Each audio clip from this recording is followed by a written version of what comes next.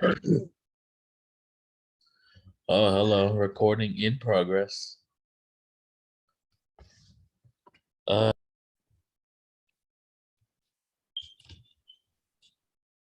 you sons of bitches. What's up, y'all? Sorry. Yo, I can't Hello. monetize this video now that I cussed within 30 seconds. damn man. There goes our monetization.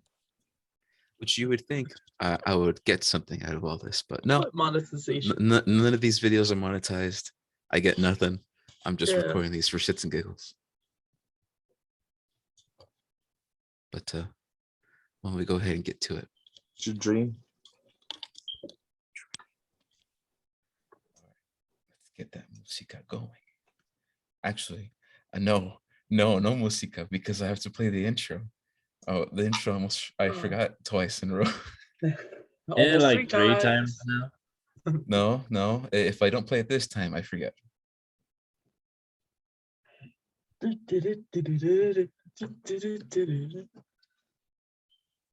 Share audio? Yes. Okay. Share audio? Yes. Okay. Why are people afraid of technology? There we go. Technology. Technology. Oh my goodness. We'll fear what they don't understand, is she? What the fox doing? What the fox say? Like, I don't think that's a fox, dude.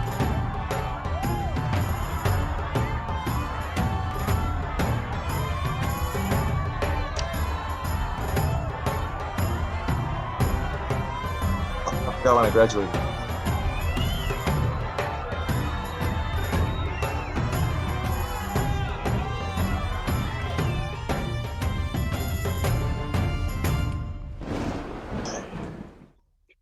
Damn.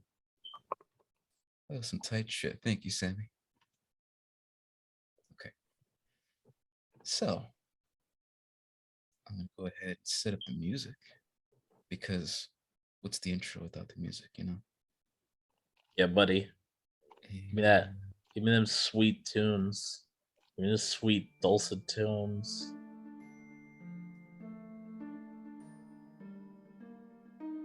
Like Remy when he's like first trying the food. She's like, What's the audio? Too loud? There's Make it a some little lower. Oblivion shit. Okay. So, previously on the King and Play campaign, you guys go ahead, take it away. What happened? What? I don't even remember, dude. So we went to my tia's house. We had Thanksgiving Yeah. and we had Yeah. cucumber vodka. That went really well when compared with some ranch. Unfortunately, Sammy rolled too low on his constitution roll and suffered the Fucking ate poisoning it. of 1,000 gardens. And homies fucking yacked. Shit. All Yeah. right. In that case, I'll probably do the intro this time. Don't worry, guys. I got you. Please. Fulfill me. I got a vague idea of what went on, though I don't think I could do it well enough. So take it away. Previously on the King and Play campaign, the party, Ilkhan, Crower, and Edelson, were contacted by the Master of Eyes, this individual that works for the Overlord of the entire city of Jerome, the City of Monsters. They were tasked with locating missing individuals within the Druid's Paradise, this massive fuck-off tree. And under it is this massive tavern where they heard mysterious music. Well, Edelson and Crower did. There they encountered some strange capybara and the dancer, which they figured out this individual was in disguise and was actually known as Yona, a very small dwarf. After a little tussle, she unfortunately got away, and the party found a ritualistic cradle, like this little section of a cathedral within this tavern. It's very strange. A lot of weird shit happened. One thing led to another. The tavern caught on fire. Edelson was left behind while Ilkan and Crower and Longbeak traveled through a portal Lit. and disappeared to the Feywild. Now from there, one interesting note is they arrived to a very, very small little hovel, little home that belonged to Mama Mildred, an ancient, whatever that means, an individual with extreme amount of power, supposedly in her own home. A fight was avoided. A deal was made that Ilkan would have to leave, or as she referred to him, as Lord Nelfros, a supposed lord that had defeated the previous lord of the Feywild. Now, what happens after that is a little hazy, a lot of backstory that we'll get to next time, because recapping all that is a lot. Short story short, the party made their way through the Feywilds, taking their time, but at the same time not taking their time, because they were lost and now they found stuff. Main point of the Feywild is that they did find the missing people in little small pots in the garden. And their plan was to go back for them, at least I think it is, once they're more prepared. So, they traveled to a ruined city that was surrounded by this black bramble, the Outer Wilds, led by this sacred beast known as oh god, I don't remember his name. Doogie. They're like Rock On or something like that. Rockon, yes. Because Rock On. Rockon led you guys to the portal to exit. However, before you left the portal, you were assaulted by other fey creatures, strange aberrations that had unique physiques, and a guardian of some kind guarding the portal, claiming that if you'd wish to pass, you'd have to fight him. You didn't fight him. You instead dominated his mind and told him to fuck off. Damn right. And the party leapt, went through the portal, and arrived back at the Cut Price Tower.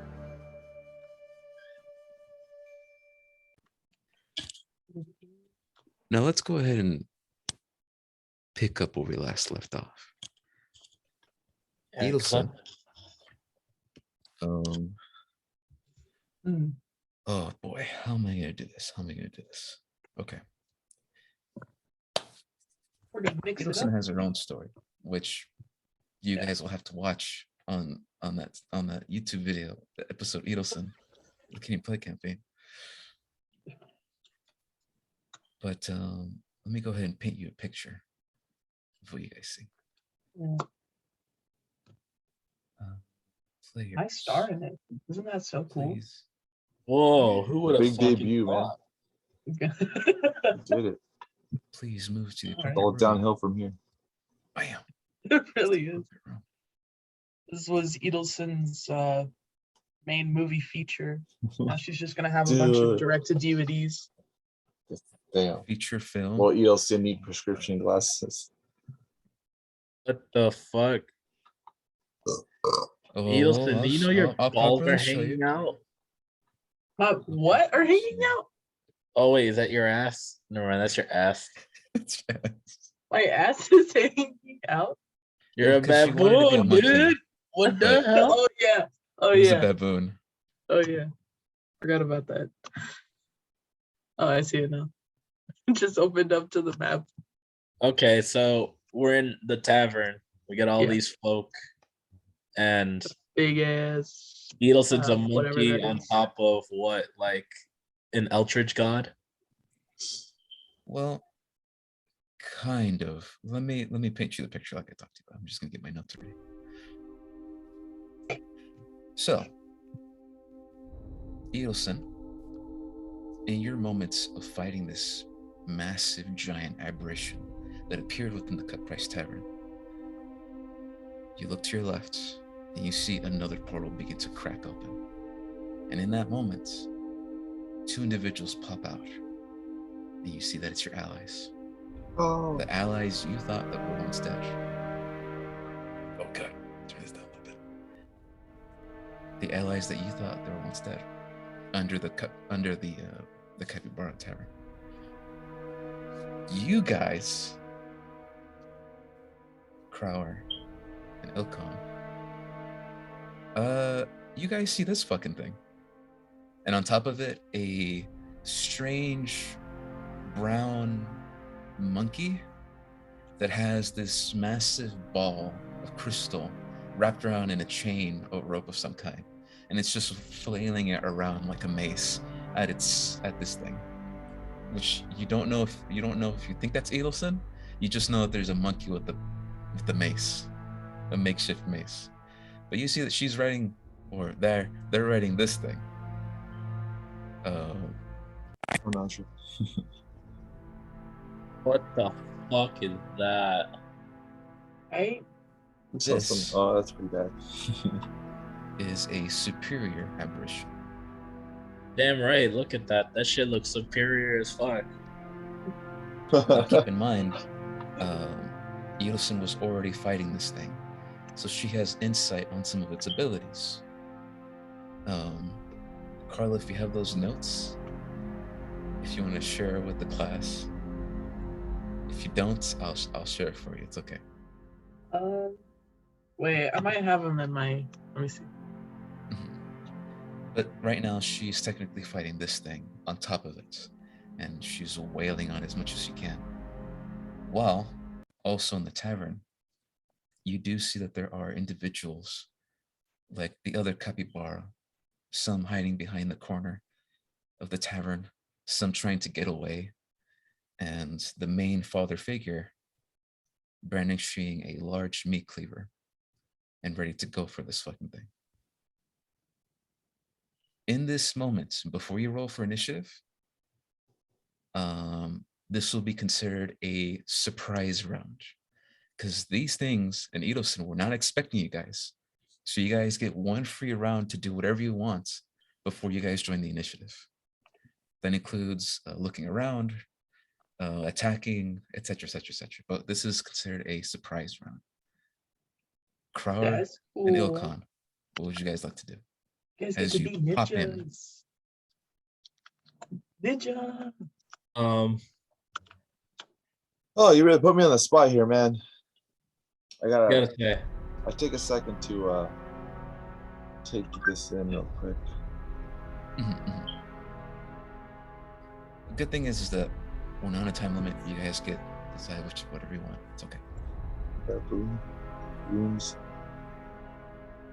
Okay, well, obviously the thing with all the hands is the bad guy. it seems like it.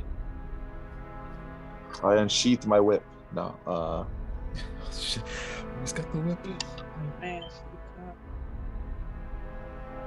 let me go through my massive shit. baboon cock. I show it my resume. Yeah. He's Not still the working resume. on that? No, Like on the side? Yeah.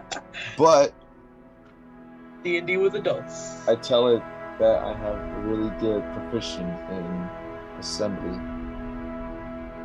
Animal hand. This is obviously not some normal ass animal. Okay. So yeah, I don't know. Hold on. Shit. Well, we're in the Price Cut Tavern, so at least it's familiar. Who's that?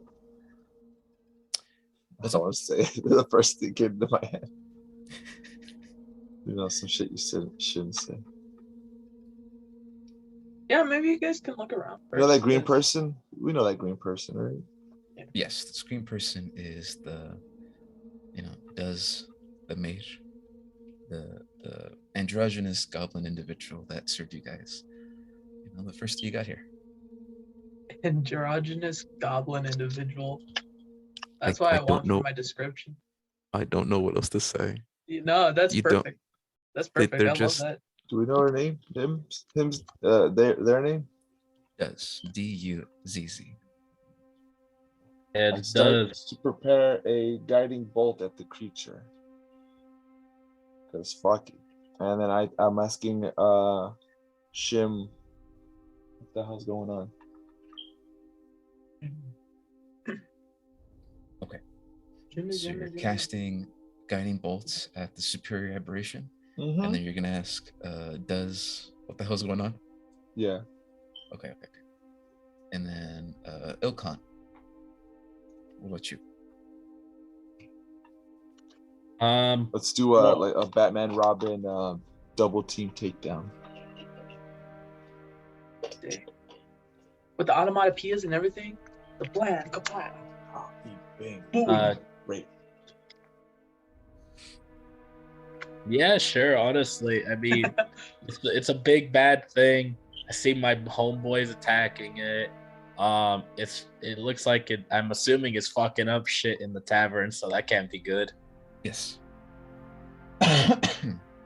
Yes. So I'm it gonna is. go ahead and assume this is a bad thing. Plus, seems like hardly anything good's come out of these portals, anyways.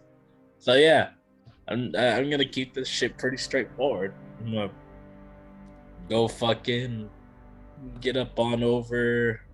Let's see. Fucking swoons over that table. Nice. Get on over to its side and then give it a good old kidney stab. Yeah. Where In are that its case- kidneys, Alan? Shit. They're in there In somewhere. that case, both of you are attacking. Go ahead and make your attack rolls for me, please. Know that these are with advantage, and if you hit, they're considered critical hits. Hey, can I use my stealth attack on this shit since it's surprise and advantage and all that? Because it's stealth. I mean, because you have advantage, you do qualify for the sneak attack. Nope. But that's if you hit.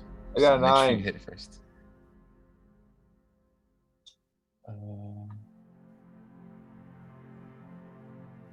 Wait. Crow, did you attack with the spell? Yeah. You guiding duck. He's getting duck. Oh, I don't see that. It just says that you rolled a custom roll. Oh. Gonna trick the DM. Well, I not Wait, that don't I just roll to see tricking if I hit it? Well, because you're gonna it's a yes, you're rolling a d20, but you're connecting it to your spell attack, which is guiding bolts. So when you see the spell, you should be able to yeah, there you go, just like that. Okay, 6. Shit, way off. I hit the boom. And then you tell Duz like, what the hell's going on, and we'll get to Yeah. that. We'll get to that. Information. But- Fill me in now. All of it. Con, You feeling the Oh, mustache? I want to murder it. Oh shit. did you Yo, that's a nat 20, homie. did you fucking roll a natural 20? Oh yeah, I'll stab it good. Dude, you hit all of its kidneys. Whichever ones it has them. You got them. Can I have double Has crit? 8 please, kidneys and like thank an you? octopus. It's hit all of no, them, no, like no, they're no. It's fucking not double kebab. crit. It's not double crit. Can I have unfortunately. triple crit? No, it's not triple crit. If I Alan need you gets to go crit, ahead. is she is triple crit. I need you to go ahead and roll for damage on this natural 20. Daddy DM, can we please have triple crit on this monster? So yeah, have some crit. I almost rolled max damage too. Shit. Well, wait, that's just the weapon. I still gotta use sneak attack. Hold on. Mhm. All right, so keep that in mind though. That's Yes. yeah. Let's see, and then Hey, here's there's like a sneak little attack. frosty jizz on the top of it. Yeah. I see that. Frosty jizz. Alan, can you review my It's so festive. resume? I sent it to you. Okay, so that is Maybe after the battle, 15. but yeah. and 7. I don't and see then any that's frosty jizz on multiplied. mine. That's multiplied by 2, correct? If it's a crit, so I'm assuming yeah. All right, so I don't give a shit. I'm gonna make it hit hard. 2. That is 44 points of damage. Oh yeah. I get the good pierce in it. Huh. Okay. Good. Please give me a moment as something special happens. I missed the old Kanye. Can I bonus action on that Special. too? Technically, yes, you would have a bonus action. Yes. That means I get to come in on its other kidney with my short sword as well. I'm gonna come. But this one won't be with advantage because now you That's use it. that advantage to attack once. Yeah. Alright, I go for it think again. was it? Can I like not use mods for an offhand? Is that how that works? Or You can't use mods, so this will just be a straight roll, and it won't be with advantage. yeah, okay. Issue, what's that one dude's name from I was Community? an 11 fair. Wait, no, 11, not unfortunately, Community, does not Parks and hit, Rec. as it has an AC of 15. It's Pratt. That's fine. I got one good one. The dude that likes the meats a lot. Okay. Likes the what? He likes the meats a lot. Oh, like a Ron manly Swanson. What's his name? Ron Swanson. Ron Swanson. Okay. Yeah. Okay. You're giving me a bit Let of Ron me- Swanson vibes with your mustache. Let me paint you a Oh, picture wow. of what happens. Yeah. I know what I'm about, son. Oh, He's boy. like, give me all the eggs you have. I think you misheard me. What you think I said is, I want a lot of eggs. I want all the eggs. So, as the party comes through the portal, in that moment, combat initiates. And Ilkhan, in that moment, you react and you go dash forward, jump across the table, roll, and with your one attack, plunge it straight into its fucking kidney on its side. Yeah. And you see this massive floating abomination, or it was once trying to grab at this monkey that's on top of it, just freezes in place and falls to the ground immediately. Oh, yeah. Unfortunately, Crower was trying to cast his guiding bolt at it, so he did try to shoot at it where it once was, but unfortunately fell to the ground before he actually got the attack on. Damn. Oh. You're so good. I missed. But Ilkhan, you now qualify for a clash because you initiated and did a lot of fucking damage to it. You can now Dang clash right. this creature if you'd like. Qualifying for a preempt that. Fuck yeah, dude. Let me DX this thing. Okay, how clash works is you have to go ahead and you're gonna attack 3 times, and this creature is gonna attack 3 times. And depending on whichever roll is highest, they win that clash or not. But it comes in sets of 3s. Okay. However, you can decline this if you don't want to. No, I want to battle this thing. It's me and it now. I take over this fight. All right. Whoa. Let me go ahead and update this thing first I'll because it give went us the from enemy line. Still this thing down and give us the enemy line. All Be right. like, I know you want the sword, but you're gonna have to take it with me. But you already knew that, didn't you? Fucking natural 20. All right. Okay. Damn it, Jimmy, calm down. Damn, dude, they're gonna juke this guy out of the first 2 moves. Clash time. Damn right. Ilkhan, I need you Yeah. to go ahead and roll d20 with any attack. I will do the same. Okay. Whoever rolls the highest, well, that's the person that succeeds the clash, the first round. I'm rolling it 3 times, correct? No, just once. Oh, okay. 17. Okay. Now let's look at my attack. My attack is at. Let's see. Oh shit! +5.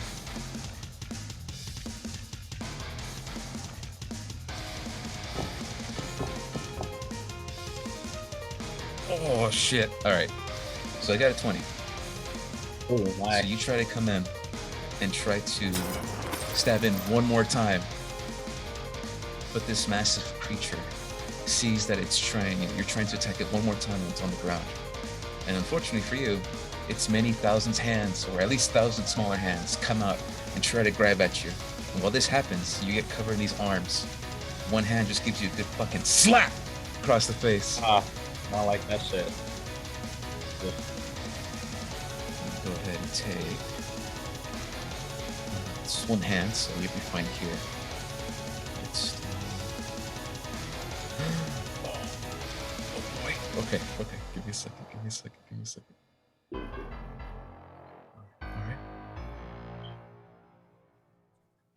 Is to everybody. Yes. That's All right. Not too bad. That's 8 points of damage. Yeah, I love the fucking like heavy rock checker dance. I don't know where the fuck you found this, but lovely. This feels. All right. First round goes to me. Yeah, Let's do this whatever. again.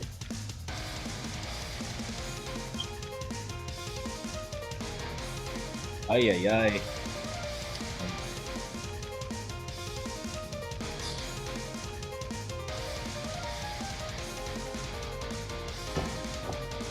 Doesn't matter, I'll keep taking this thing on, even if it does smack me up good. And then stopping me. Boy. Okay. Once again, you try to come in for the attack. And as it has its hands covered in you, you break off. But in that moment, it rises up off the ground again. And you try to attack where it once was and you miss. And you see more hands just come in. Slap. Just right on top of your head. Dude, they got a lot of hands, man. It's very handsy. It does have a lot of fucking hands on this thing.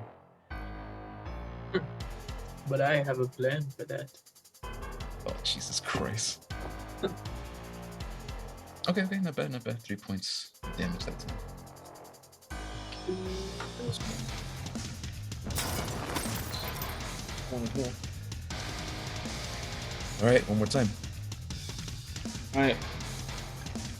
I'm gonna try a different attack this time, just because why not? Hey, there we go. Oh, shit. Alright.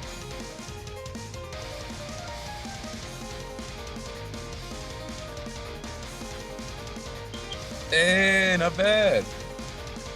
Alright, I got a 15. So I missed the attack this time. You go ahead and you win this one, so. Hit me. Yeah, this one I decided to put away the sword and breathe lightning on it.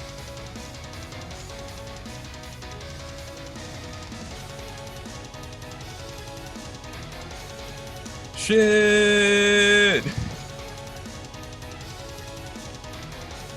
Weapons put aside, as these hands are now grabbing at everything: your clothes, your armor, your gold. Not the fucking gold. Not my fucking Yeah, like, nah, son. my arm already does that. All of you see Ilkon in that moment. Blue energy beginning to protrude out from around him, his entire body. And there's this glowing light, this blue light that comes from the center of his chest. And it comes out slowly as he opens his mouth. And there is this torrent of blue electricity and thunder that comes right after it. And it shocks this thing right in its face. And this creature yells out, and it screams this horrifying, gashing scream as it plops down on the ground. Oh my god. You guys are fucking killing this thing. That was gonna be Miguel's Grito from Coco.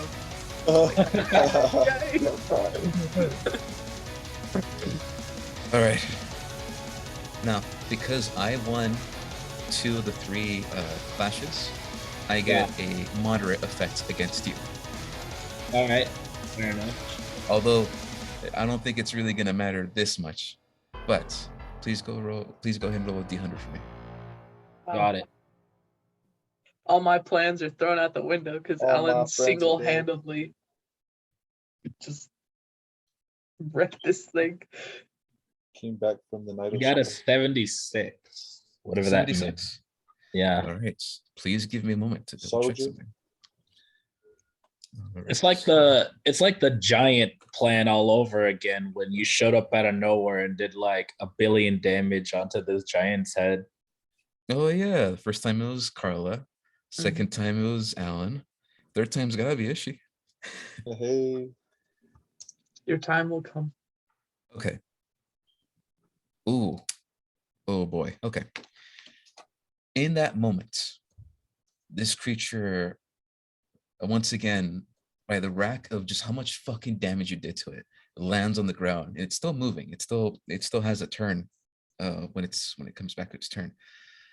But in that moment, you notice that one of the hands at some point is still hanging onto your arm. And at some point, while you used your lightning breath, it pulled on it so much and so much harder that it sort of broke one of your hands. Oh fuck, my hand. Now, thankfully, this isn't a super, major fracture. I would call it that. Okay. Dragonborn are pretty hardy, so if this was worse, meaning if I had won the 3, the hand would have been broken. But because your hand's still intact, I won only 2. It's a moderate, thing against you. Anytime you attack with your offhand, it'll be with disadvantage from here on out. Got it. Unless you're healed with either a cure wounds or anything higher than a cure wounds. Got it. I'll have to go There you talk go. to a medic afterwards, I suppose. Yeah. And since you won one of the 3 bouts, you get to do a minor damage to it. Please tell me what this minor damage is to this thing. Let's see. I guess the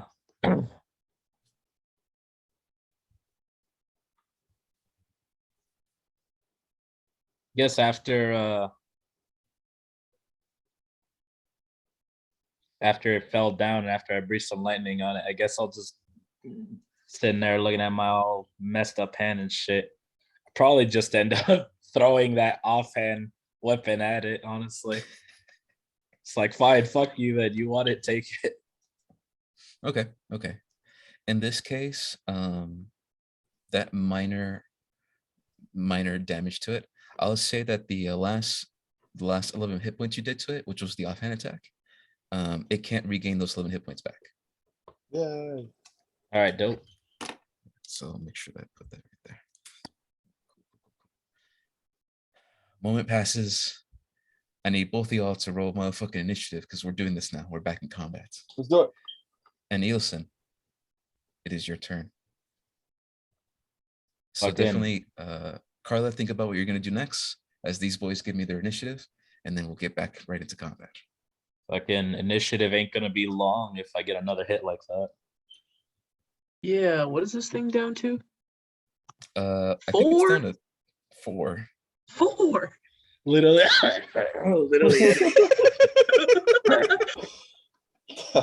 Alan, The- breathe, my boy. You're Breathe. gonna be the Jontron. Literally anyone give it like a disciplinary slap. Anyways, I got a 9 for initiative, baby. 9, boy. Okay, Okay. Crower, Yeah, my initiative was kind of 12. crap in this one. you got a 2? 12. Oh, 12. Okay. I'll take my 10 away. Well, Okay. Let's get back to it.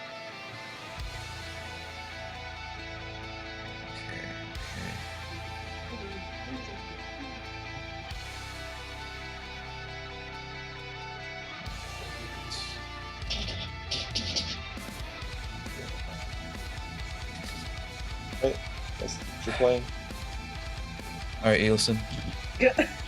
We're back Yeah. at the initiative order.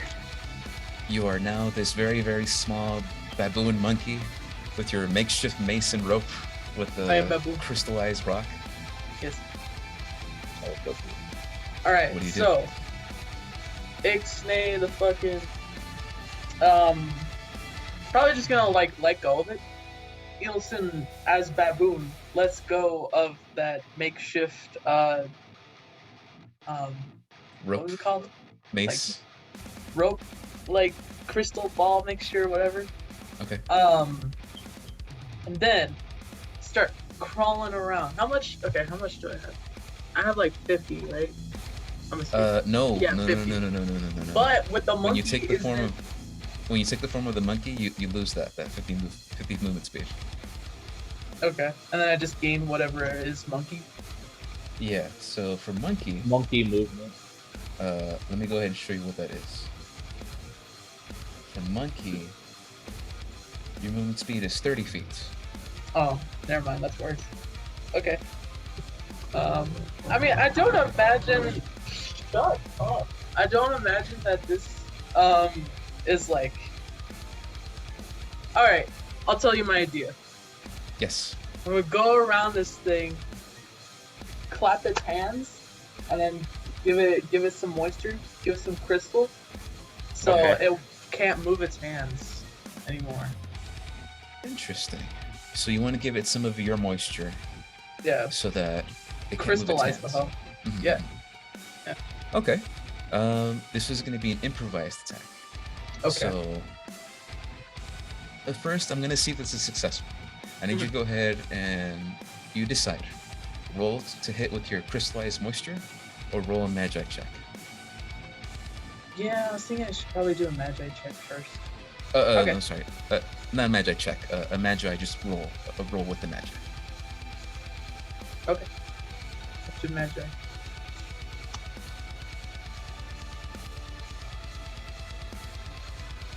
Ooh, spooky. 24. 24. Okay. Okay. In that moment, you sort of make yourself release this moisture without crystallizing it. And then as it gets on this massive aberration, which is still reeling from the attack, by the way, as you see Ilkan is not on the ground, but he's sort of holding his hand in that moment and waiting for the next attack. You spread this moisture all across at the top of its head. And in that moment, a second later, crystals begin to form, and the majority of its hands are stuck in place and they cannot move. You successfully have kept it from attacking, which means for the next round, it can't make any attacks. It's gonna have to attempt to break free. It's gonna try to attempt to break free the next time, but you kept it from attacking in its next round. Oh.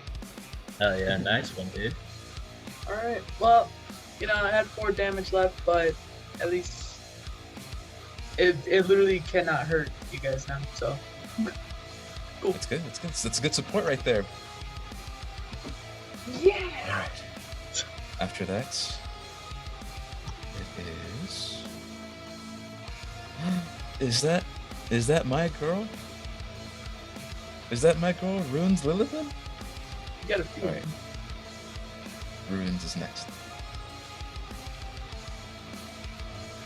Bam. Let's see what she can do to help you guys out. As she sees Ilkan fucking got this fucking thing easy. Where did that come from, am I right? Yeah, yeah. It just came from a long journey. Man comes out of nowhere, out of a portal, and says, "Fuck your boss." Yeah. Personally, fuck your boss. Yeah. She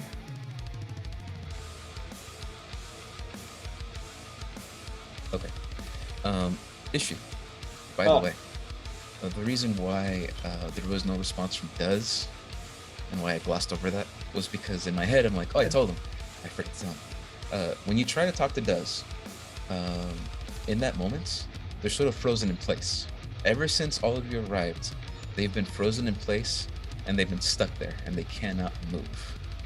You don't know if it's because it's via magic or it's because they themselves cannot move, but they have yet to say anything and they're just standing there, not responding to what you asked. And in that moment, Rune sees this and she's gonna cast a spell at Duz, trying to get him out of there. Oh, is she? Don't forget, you're like reunited with your fucking tree, so now you got your Super Saiyan Roku powers again. Yeah. No, unfortunately, Oh. What? because the Cut Price Tavern is far away from the Great Oro Tree. Technically, he hasn't gone close enough to it to get those benefits back.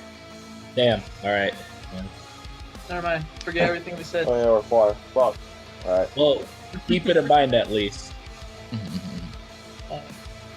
Now, So, she's gonna cast Vortex Warp.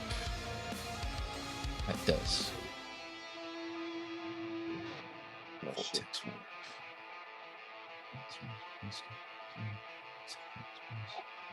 Range is 90 feet. Okay, cool. So it's very strange. All of you see runes. This very, very small mouse folk. She's very angry with this fucking thing, and this is look that of annoyance on her face. And what she does is she has one book in her hand. She says a couple words, and all of a sudden there's this blue energy that is next to her, that is being summoned and beginning to spin rapidly. And then all of a sudden, there's this other blue energy under Duz. Duz, not paying attention, automatically fails that check. And they sort of just disappear into the ground with a pop. And they reform and pop out of this blue shimmering light next to runes, and they're right next to her instead. So Dope. Duz is now out of the way. Get Force Blink. And she's going to use her movement to get behind some cover. 10, 15, 20, 25. And she's going to tell Duz to get the fuck inside!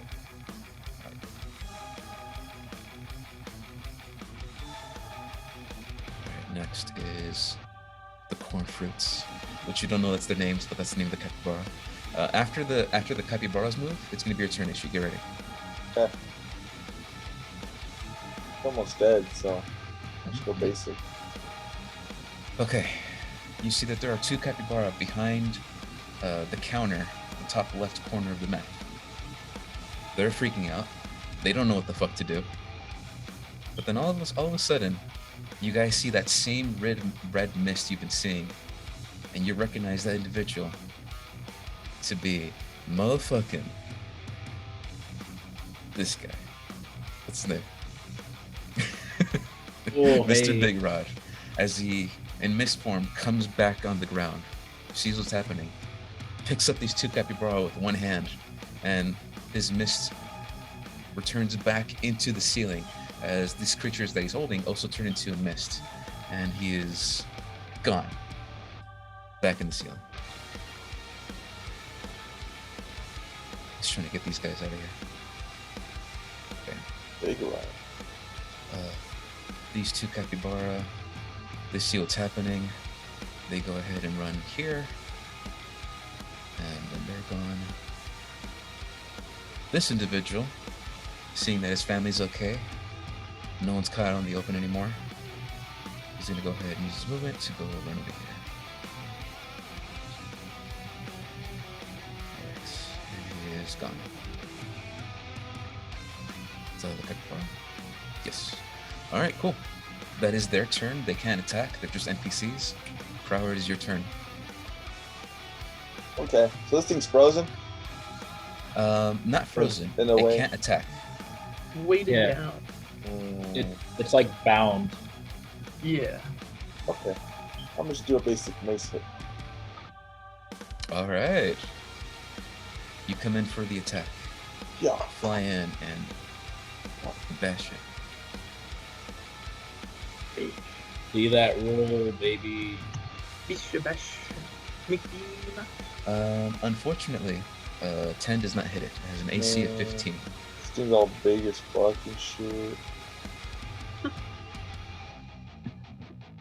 Wait. Oh, wait. Wait a minute. There is an effect. There is an effect. Hold on.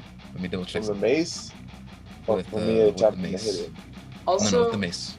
I was gonna ask if I could use my inspiration on him. So you Yeah, could get a technically you didn't different use it roll. if you want to. Ishi, do you want me to use inspiration on you? What's the effect? You get to roll again, basically. No, but Jimmy, what was the effect that's gonna I'll happen? have to check. I'll have to double check something, but give me a second to double check something. Yeah, we You gotta are- give Ishi the options here. If you re-update it, snow comes down. Oh, you know what? Let me look. Okay. I don't got any like snowy stuff on mine. It's just like regular. Ah, interesting. Hmm. Okay. For whatever reason, And Kara doesn't know why. Ever since you got back to the prime material plane and you leveled up, you see that your mace is now glowing with this purple energy. And this is new. This has never happened before. And you see that there is a potential there, a hidden potential. It is up to you to decide what this potential is going to be. But just know that if you want, you can attack one more time, and you use that potential to attack it one more time. But there is potential here, and you don't know what that means. It's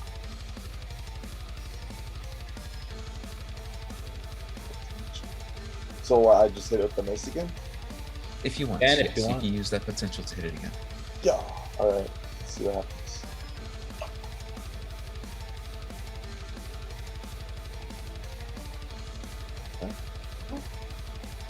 16 plus 6, 22. You got it. For the shits and giggles, please roll for damage.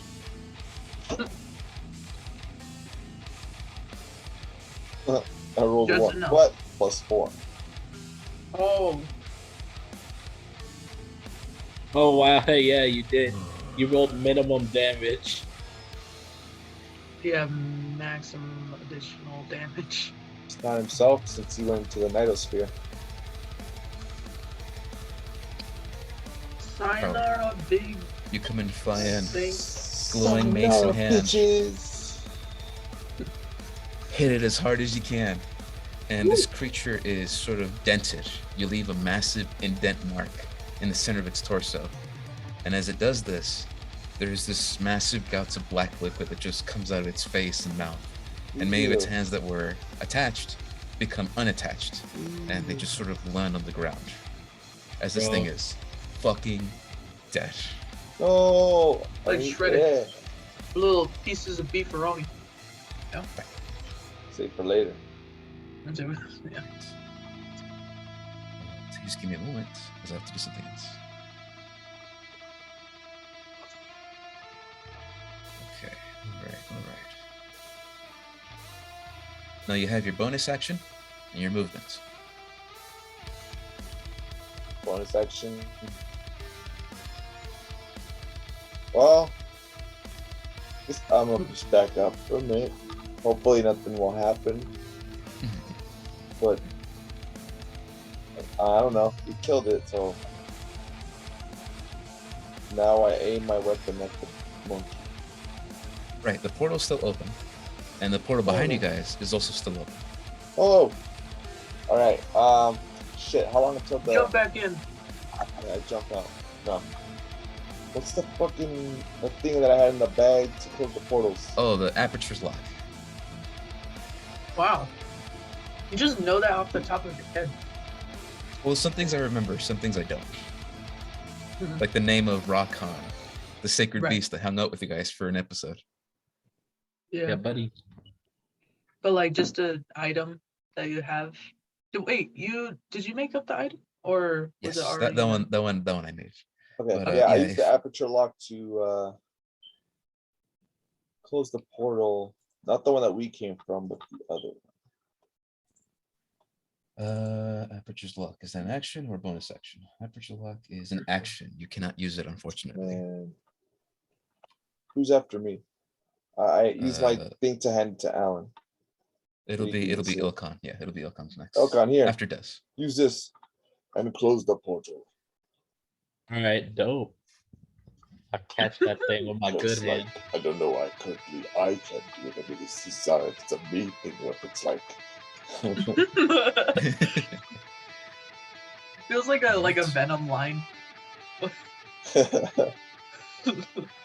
In that case, Like a turd. Prower, you go ahead and try to pass the item to Ilkan. Ilkan has a busted hand, so Ilkan, you're gonna have to. No, actually, no. Never mind. You're good. You're good. I was gonna say you're gonna have to like put your weapon away, but no, you're good. You can still pick it up. You gotta put your left foot in, dog. If that is the end of your turn, it is now Dez's turn, and after Dez, it'll be Ilkan. Dez seeing what's happening, and finally realizes in the moment that they're out of danger. They're gonna go ahead and run here, and they're also gone. That was a good one. And after that, I see. Ilkan, I'm sorry, but before your turn, something else happens. Damn it. We're Naturally. rolling for portals now, boys. I need one of you to roll d20, and I need someone else to roll d20. I roll For the one. portal behind you and the portal in front of you. Roll one. 20.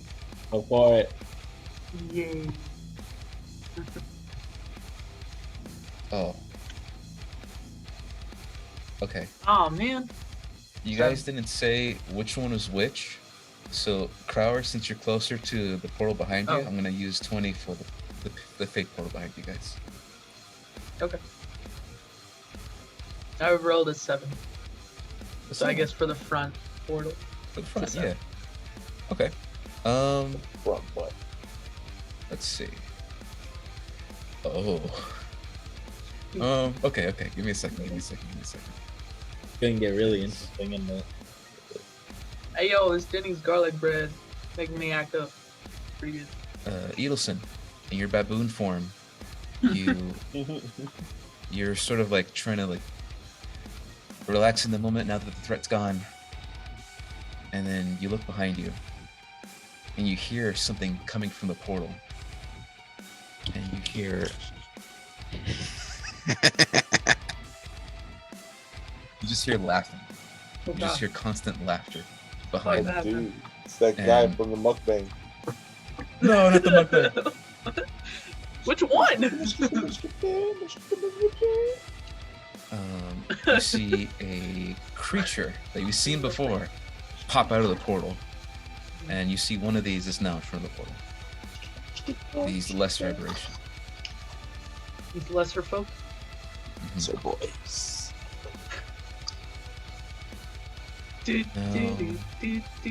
Wait, did she move the camera around your face while I'm doing the song?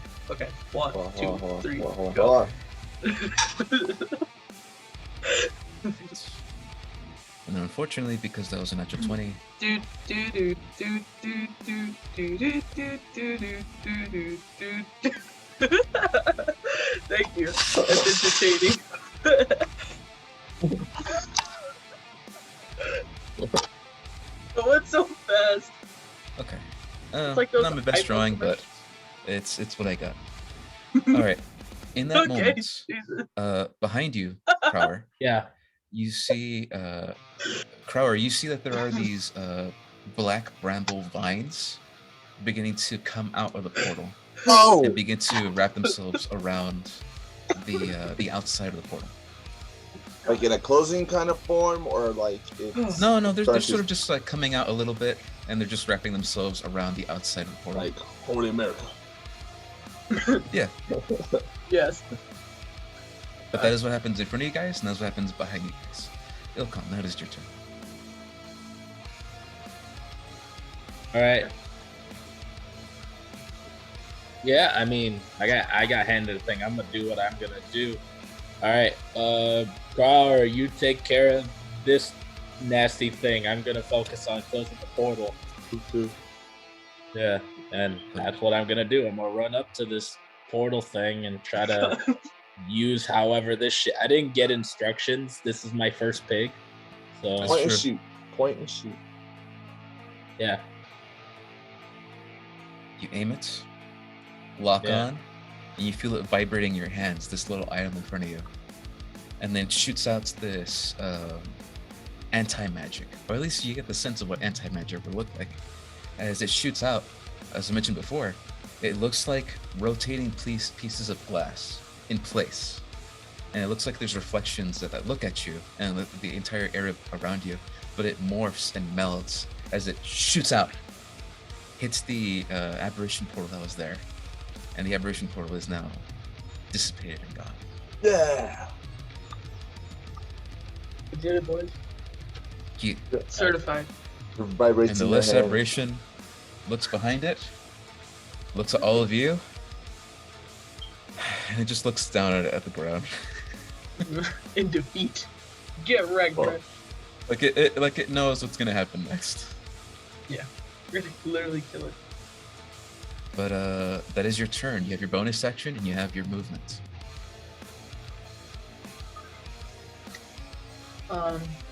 They also gave us this nice broccoli.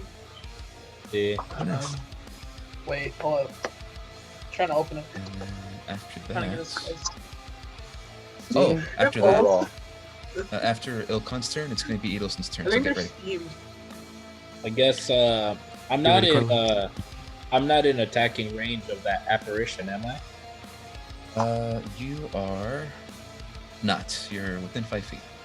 I mean, you're not within 5 feet. You need 5 feet more. All right. In that case, I'm gonna use my bonus action to go ahead and just what's it called? To just dash on over to this other portal over here and Alright, cool. see if I can make out anything looking at those branches, see where it's trying to go, or if it's like grabbing onto shit or something. Okay. You dash over here, and then sorry, my bad. Dash over here. You do see that the black bramble is beginning to protrude out, but instead of expanding, it looks like it's only expanding on the edges of the portal. You see that there is now black bramble covering the sides, the edges of this portal, and it's doing it very, very slowly. That's all you see. Unless you roll for investigation or something else. Can I do so? Yes, you can. All right then. Yeah, sure. Let's give it a good old what is it called? Let's try. Investigation check.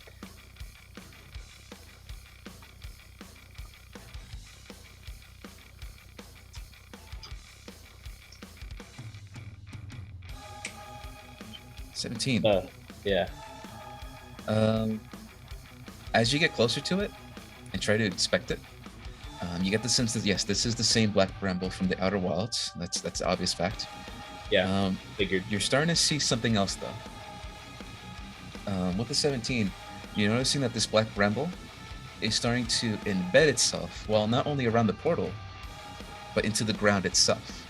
You're seeing large chunks of it are breaking the floorboards underneath, and they're just starting to go under the ground a little bit.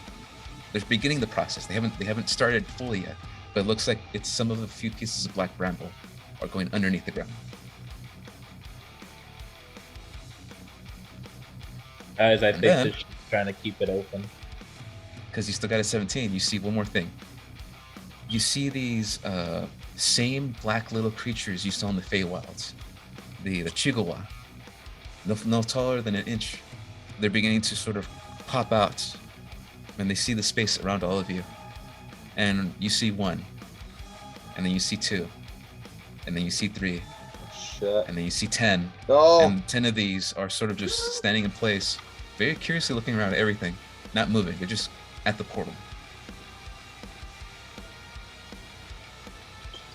And that's all you see. All right. I guess that's it for me. I've already done all my actions and done my investigation. So that's it for now. All right, Edelson. But that is all your turns. Ilkon, it is Edelson's turn. Edelson, you technically get to go twice. Oh. Because Wait, in what? that moment, you hear, "Ah, shit!" Ah! And you see this individual. Oh shit. Alright. Did you guys forget about Longbeak? Oh yeah. Just about to ask. I'm like, what? I don't see him on the board. Yeah, I was He wondering pops out. early. Lands on the table. It's like, ah! And he looks around, seeing the aberration in front of him. Funny. Carla, you're gonna go ahead and play this character one last time before I take him away. But this, you get to go twice technically, so go ahead. Oh god, is he gonna die? What? No, I mean I get to control it again. Oh, okay. Alright. But because remember, because you guys share the same stats and the same spells, you're basically going twice. Yeah. Okay.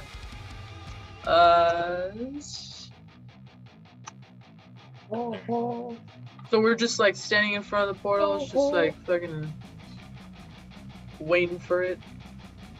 But like those things came out though. Yes. There are small these little chihuahuas that are coming out and sort of Chihuahua. inspecting the ground, inspecting the area around them, in front of the portal. Mm-hmm.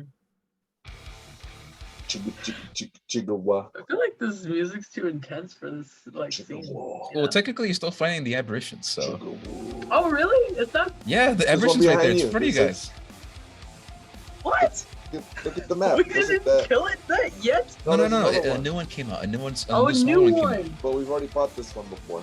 Okay. Can we get a rundown of what it does and what we learned? Yeah. Right. Yeah. Let me go ahead and share that, you guys. Well, there's still a Let's couple go things you back, didn't like, learn from it, 10, but there is the things you did learn. 3 months ago. Okay.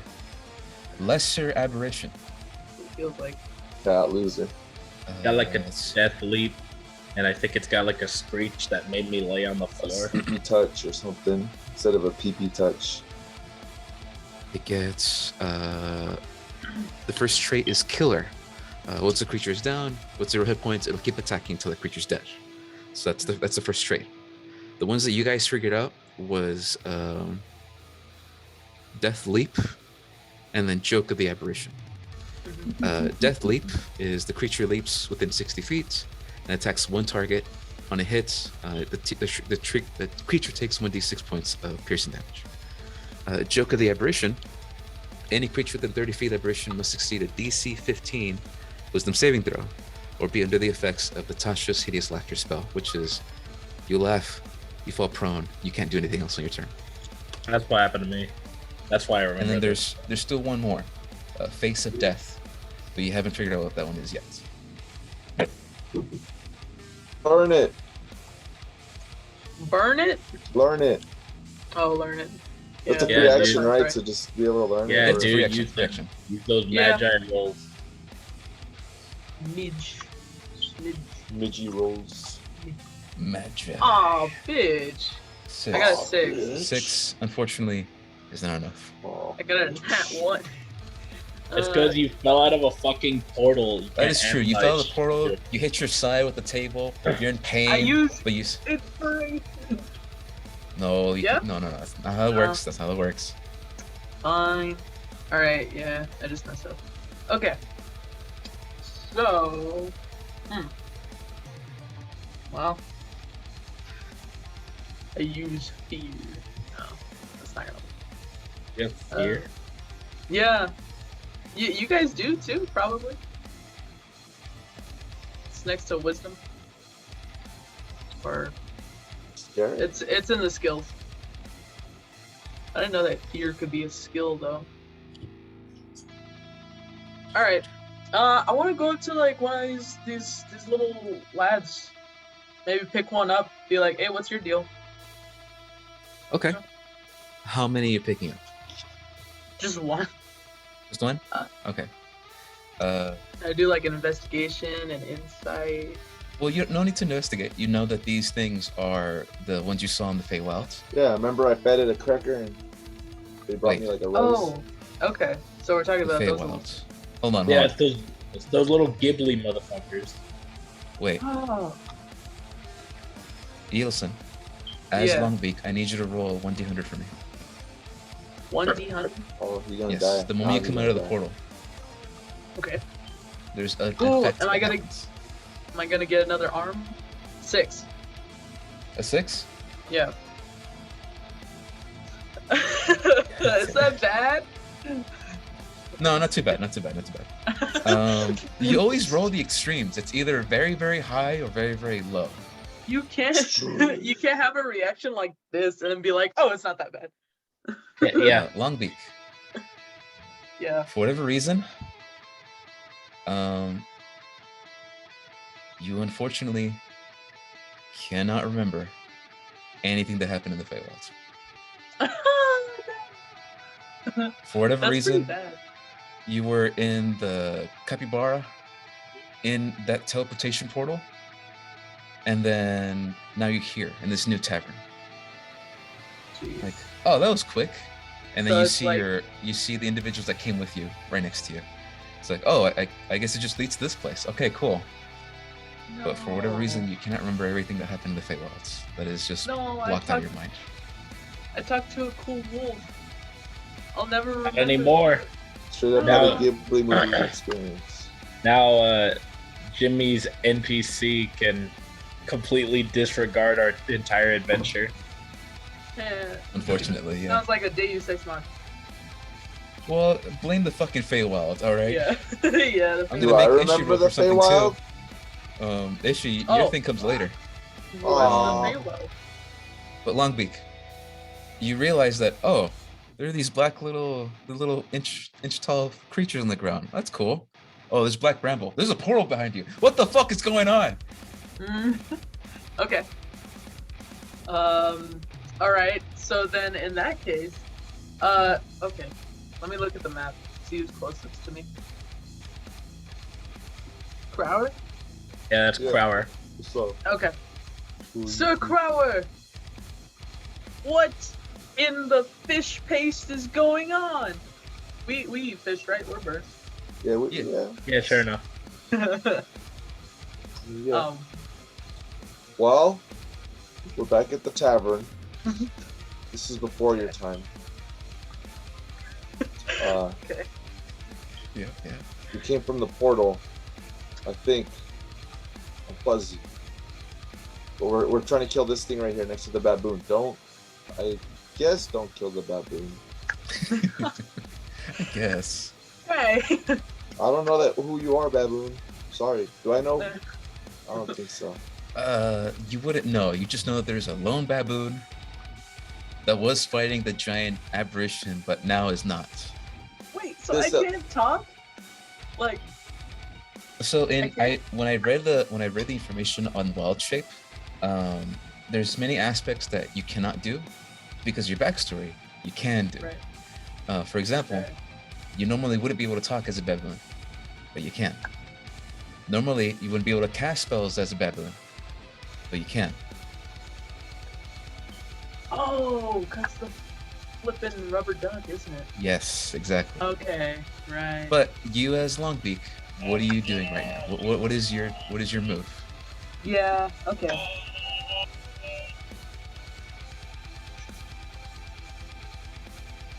I also give her the rundown of Lesser Aberrations shit. Yeah. I got you. I'll be like, oh, these are neat. What are those? And then fucking, they'd be like, something like All right. So you're spending your turn to investigate. that. To investigate? No, I guess. Well, if I'm getting orders from Sir Mighty Duck over there, then I probably like aim to kill the freaking aberration that's right in front of us. So, I'm gonna do motherfucking.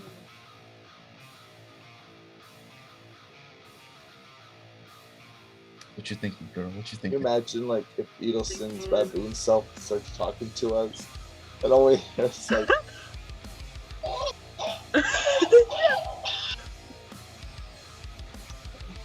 Shit. If you'd like, I can help you with what attack you might want to do. Oh, I keep forgetting what it's called. It's like the freeze one. Freeze one. Ice Blast, Cool Wind, Big Berry Chill. Penny chill. And spells? Very I don't see any chill. freeze ones. Damn it. I might have not saved it. Because you remember recently when I leveled up and then I added that new one? Oh, that's right. I think Yeah. I might have not saved it. It's fine. It's cool. I'll try to look for a different one. In that case, just so that we know who's going next. Next it'll be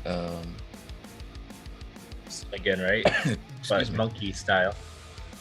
It'll be Carla again for her turn, but then it'll be Rune's Lilithan, and then it'll be Crower's turn. So you guys get ready with your things. each block is 5 feet on the map, right? Yes. Alright, then I'm pretty sure I'll be able to make it. Okay, I'm gonna use Thorn Whip Hell as yeah. a cantrip. Yes. Alright. I guess I'll roll first. Yeah, oh go ahead fuck, and- dude, that's a nat 20. I got a 23. You got a 23? I got a 23, bro. Jesus Um, Christ. Hell yeah, dude. I like fly in, swoop. It's all like super quick, something like that. Gets out his whip, controls it, and then the whip goes like, and then it like takes around the apparition and just goes like, kind of like just like a regular whip that you get for like a cattle or something. All right. I imagine As all you go in and this. attempt to fly over, whip that piece of shit, I need you to roll the dice d6 2 times. 2, 2, 6. Oh, 1, 2, 3, 4, 5, 6, 6. 6. All right, not bad, not bad. It's a bit. Yeah. Hold on, I'm plugging something in. Hold on.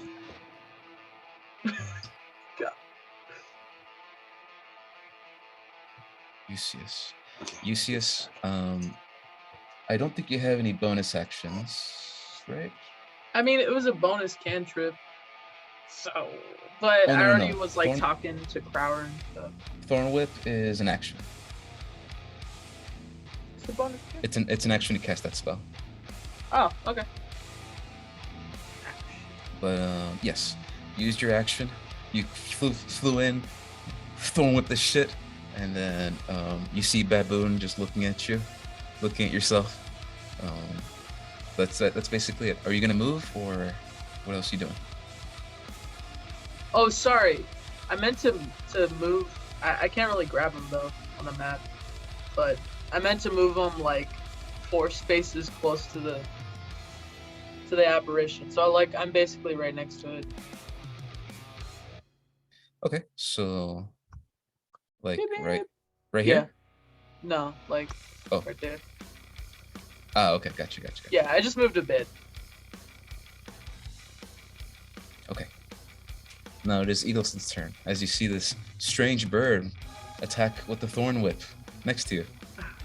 What's the bird doing? Okay, what is Edelson doing?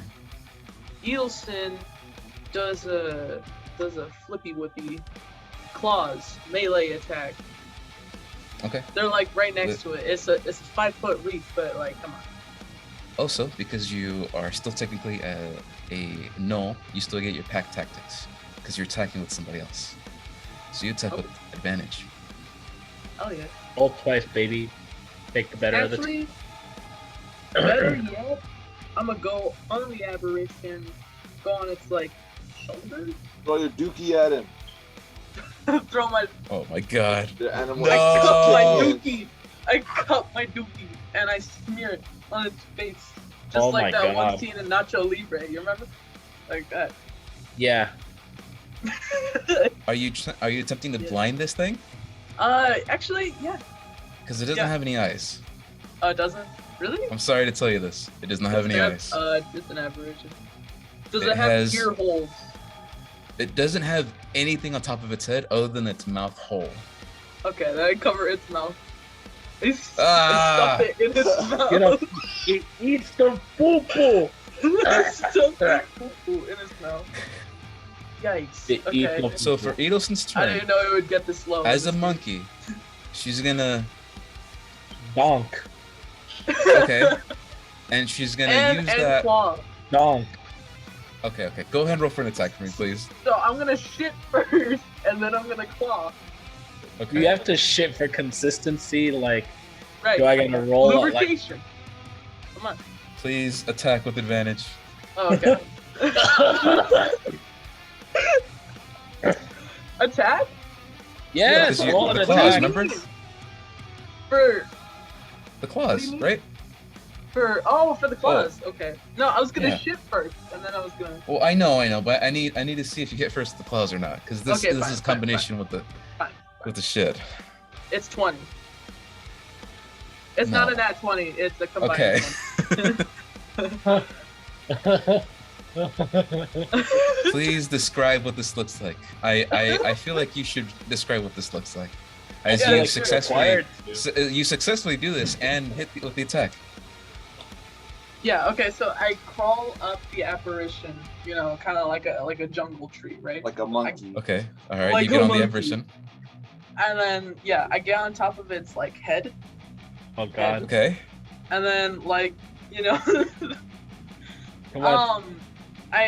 so I cup my hand, take Oh, it to the God. bottom of the shins, pop a squat, take it, like rub it around the hand so it gets like a nice consistency, and then like smear it across the mouth, stuff some in there, you know, get lodged, and then I throw any remaining shit onto the floor. I get my claws out. I wrap around its God. neck and go like, and then that's it. Hopefully, You see the sound isn't coming through, but I can hear it from the other side of the room.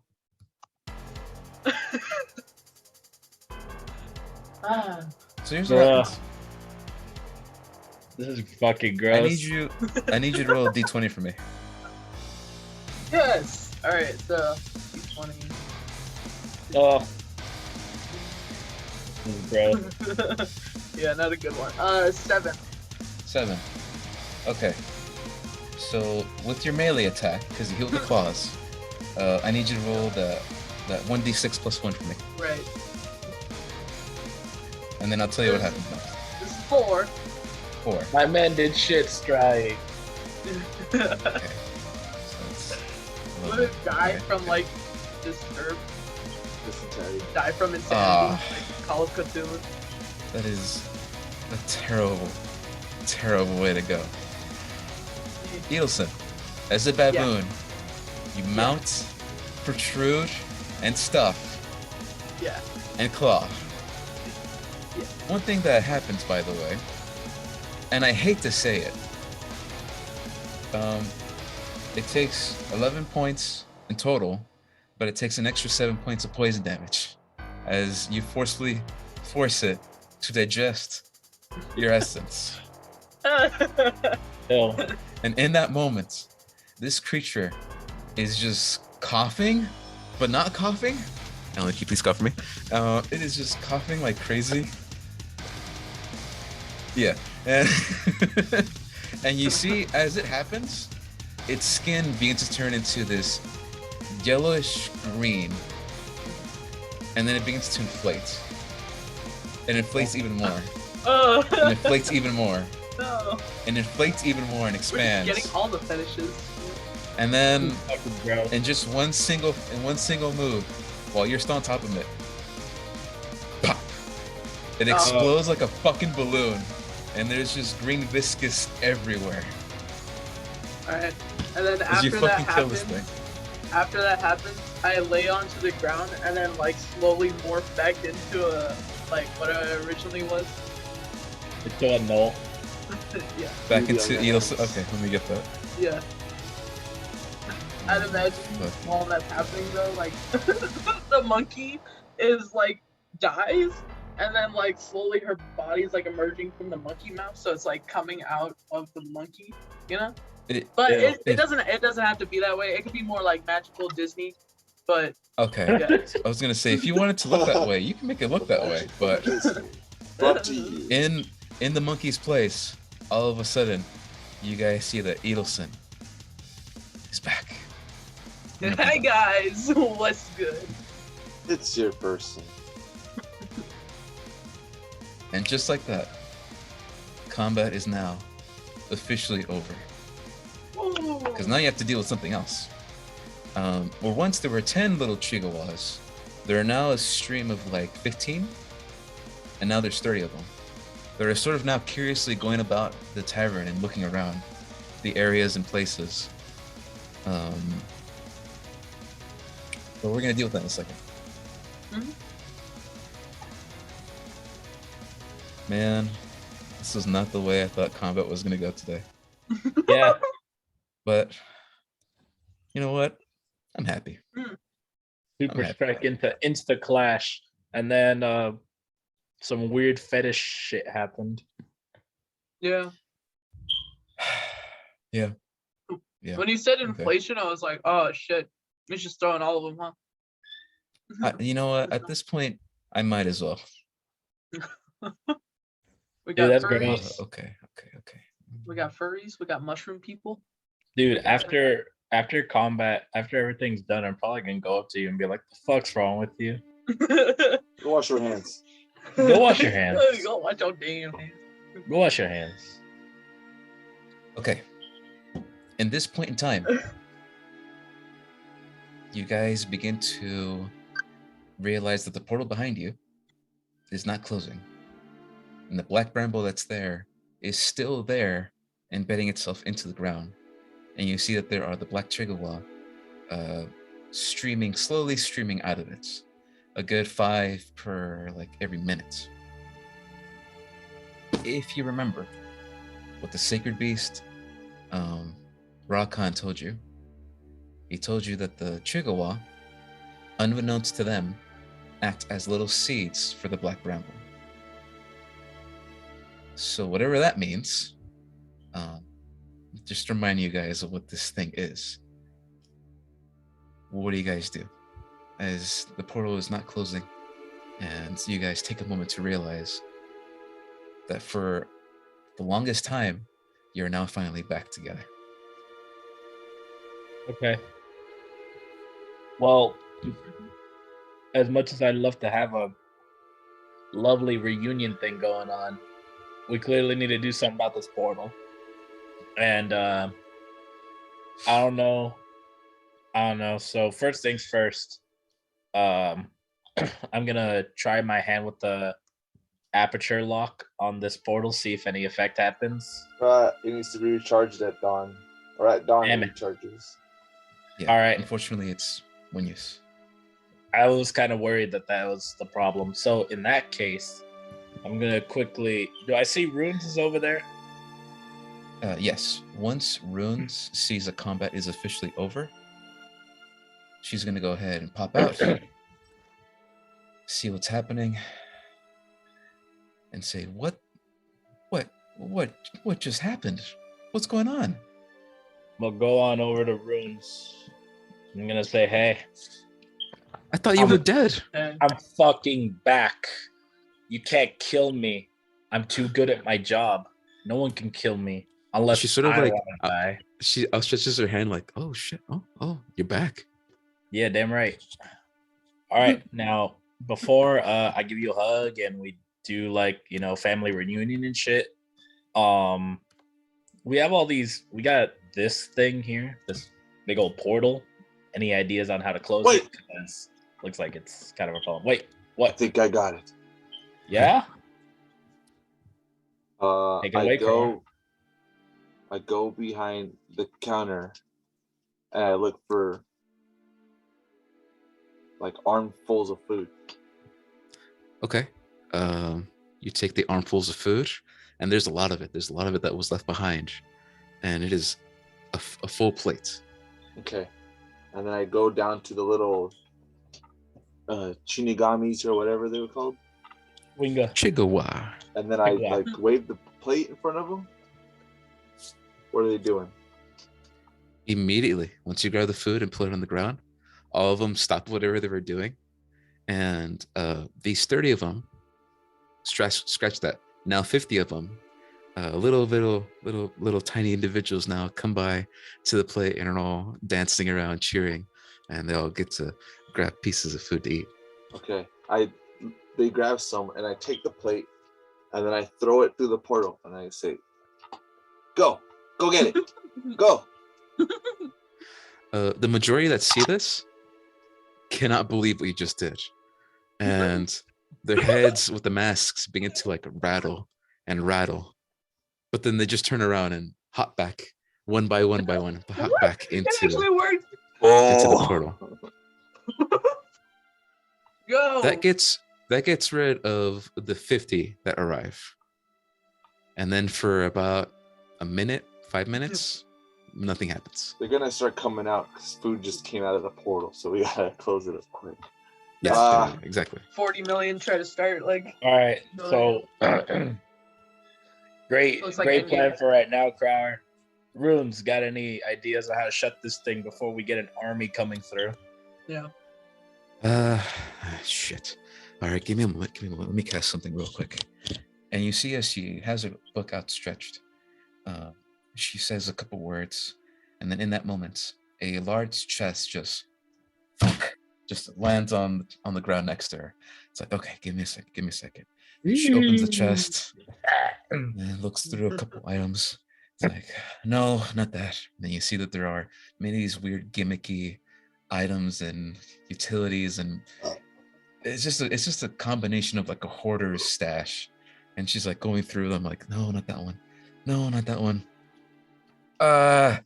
It's not here. Leave it for the mouse folk to be a real pack rat. Huh? And then she takes out her amulet. Master Bono, we have a Bono. situation here. His name is Bono. Ilkhan and Crower, they're back apparently. But we need your assistance now. We have a breach. And then there's no response. I'm gonna assume he got the message. In the meantime, grab as much food as you can, and whatever those things are, make sure nothing gets in this place. And the Black Bramble, well, we're gonna have to deal with that in a second. First, I'm gonna get these capybara out of here. And she attempts and begins the process of letting these people out of this fucking place, as there's a portal to the Feywild with creatures coming out of it. Dude, give them the infinite peanuts. They'll never need any more. They'll be happy forever. Yeah. All right. Built homes out of the shells. While she's doing that, and Master Bono is apparently, he's coming over. What do you guys do?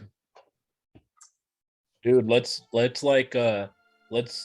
cover this. Let's barricade this portal old school style. Grab every like table and share it, and maybe even that piano, and maybe also useless. And let's just stack them against the portal. They're inches tall. They'll get through the cracks. That's like why. Fucking water. Okay. Does Shit, anyone well, have ability to spray ice?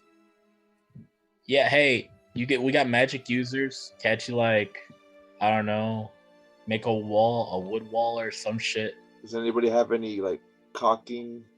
Yeah, dude, you got caulking. Any abilities to change and mold the earth? Looking at you, Carla. What? Oh yeah, I got. You're the druid. mold You got earth. these abilities. Yeah, I got You have mold earth. magics. Do something. What am I doing? Block the portal with your magic. I don't know how, but figure it out. Oh yeah, sure. All right, cool. Well, I don't think that's actually gonna do anything because Well- when I throw a rock at it, it's just gonna go through, isn't it? No, Unless I get no. a really big rock. No, we're trying to make a barricade. Like, use your magic to make like a magic wall or something. Like All some right. stucco or something. Some silly putty. Black right. seal. Flex Seal. I summon Flex Seal. Dude, So do I roll for initiative or? No. I need you to roll for. No, I'm you kidding. decide. What's this? A Magi check Yeah. or an Arcana check. Oh. Well, I'm doing Magi.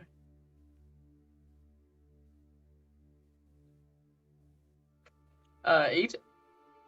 8. Okay. It's not too bad. You begin to attempt to mold the earth underneath the floorboards. You have to break a couple floorboards. I need you to Take make a the dex room. save for me.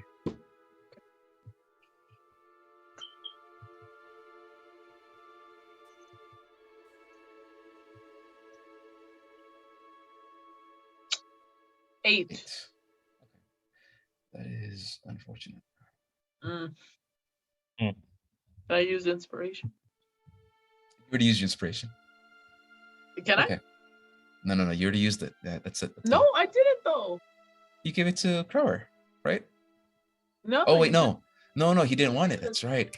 No, You're you right. didn't want it. If you want to go ahead, roll for it again. I'm gonna do it again. Hold up.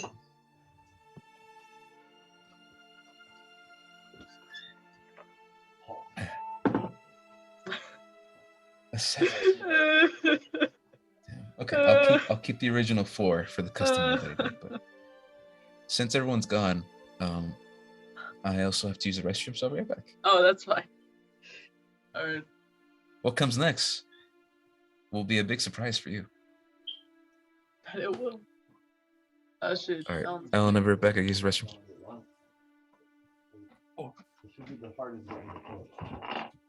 Hey. Jaime's using the bathroom. So. Oh yeah. Yeah, Jaime's we did. using the bathroom. So if you guys like need to do something, you know.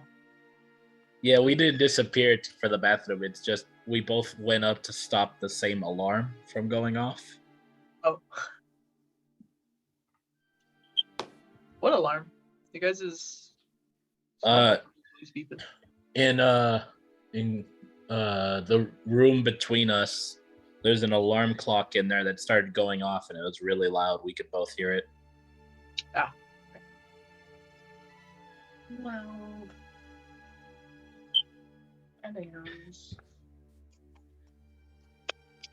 Times like this, I wish I had magics. Well, I mean, I got my lightning breath, but like that's like literally only good for like shooting people. Yeah. I don't have you got like all the combat stuff. No, yeah, I mean, I could stab good, and I could sneak around and do sneaky shit and talk to people, but like, in terms of like doing cool magic solutions, like form an ice wall to block people or control their brains or all that other shit, I can't do none of that. Well, I guess I can control brains, but I'm gonna assume I can't do that outside of, Magic World. Magic World, yeah. So I don't know. I mean, I could test it, but I think it would be a fair assumption to assume that I can't use any of my Feywild powers outside of the Feywild. It would just make sense, You gonna watch Spider-Man? I really want to. Oh yeah, is she? When are you gonna go watch that? Did you get tickets, or are you gonna wait now? Yeah, tomorrow at 10:30. Wanna go? Dope. Tomorrow at 10:30. I heard Tom Holland's in it. Oh shit! Who would have guessed? That's what I've been saying to anybody who's like talking about it. Dude, I heard it's true. Tom Holland's in it, and they'll be like, "No way." Hold up. You gay. Oh wait a gosh darn second. Hold on. You done? You had me monologuing. You slide down. Son of a bitch. Imagine if he says that. Yeah, you monologuing. You cuck. Wow, syndrome. I know you're upset. Oh, it's too good. Wait. I need not much. I'm gonna go get one. Spider-Man? No, I haven't seen Spider-Man yet. Are you? I want to. I really want to. I want to see if the rumors are true,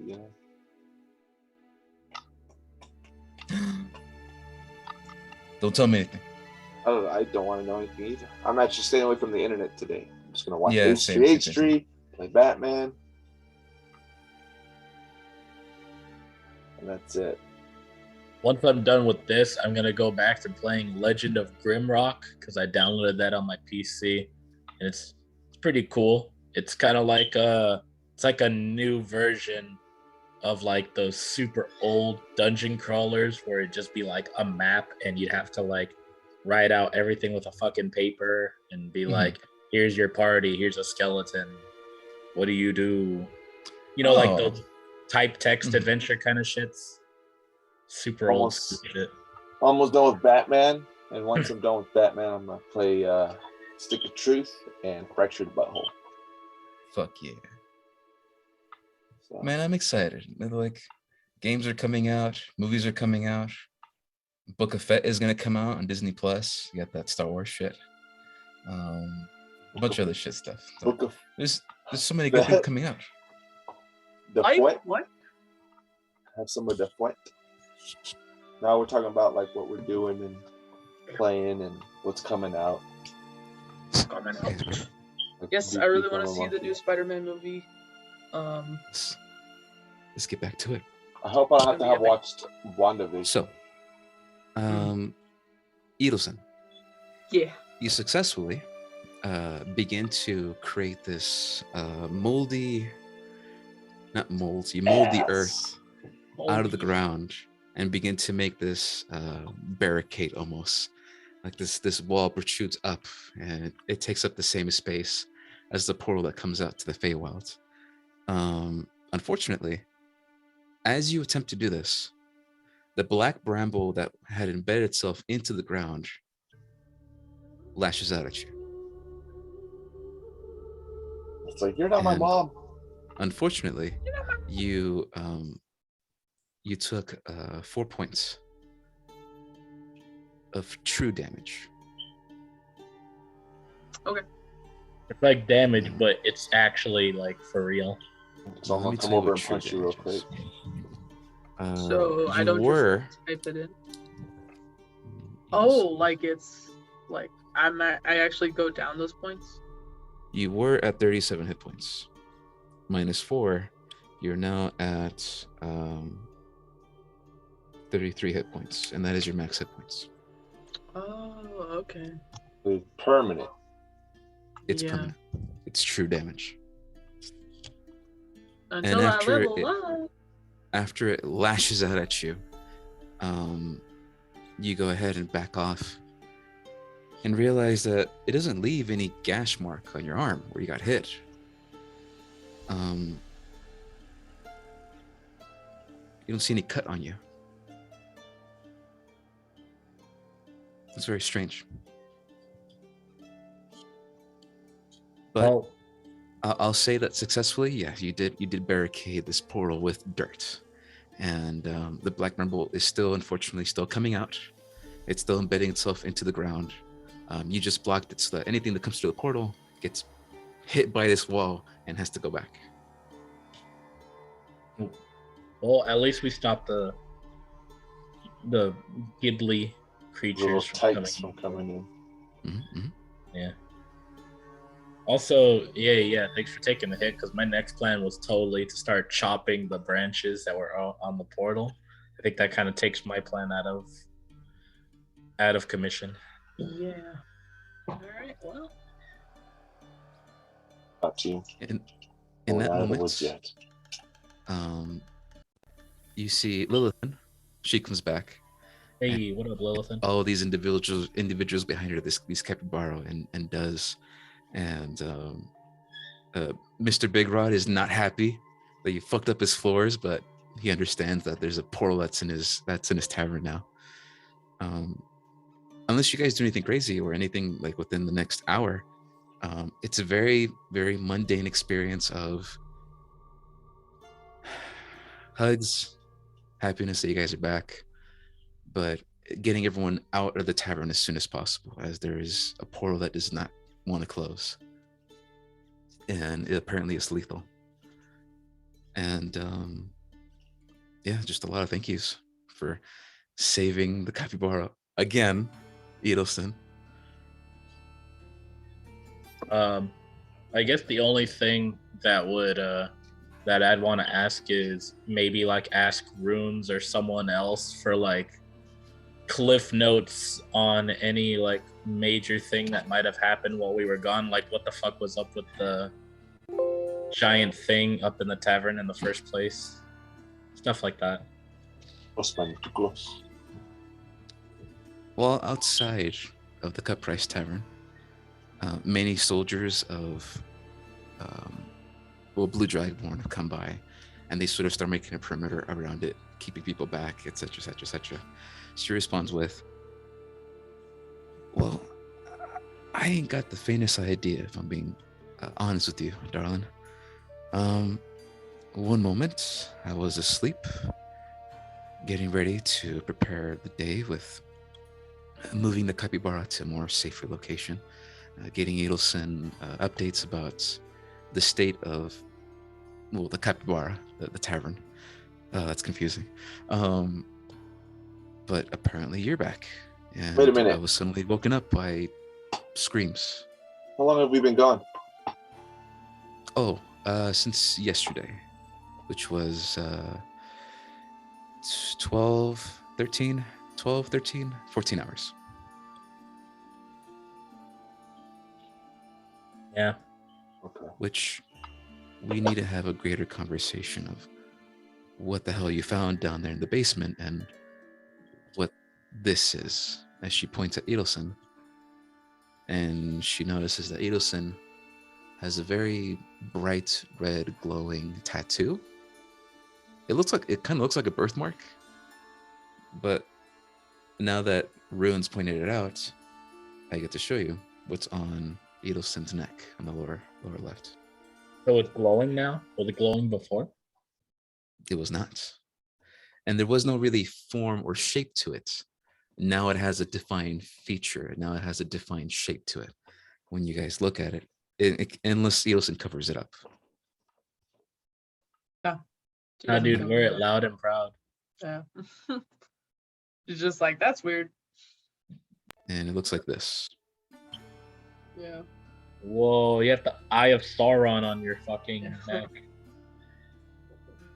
So if you guys investigate it, just briefly while Runes mentions this, you notice that it is extended out.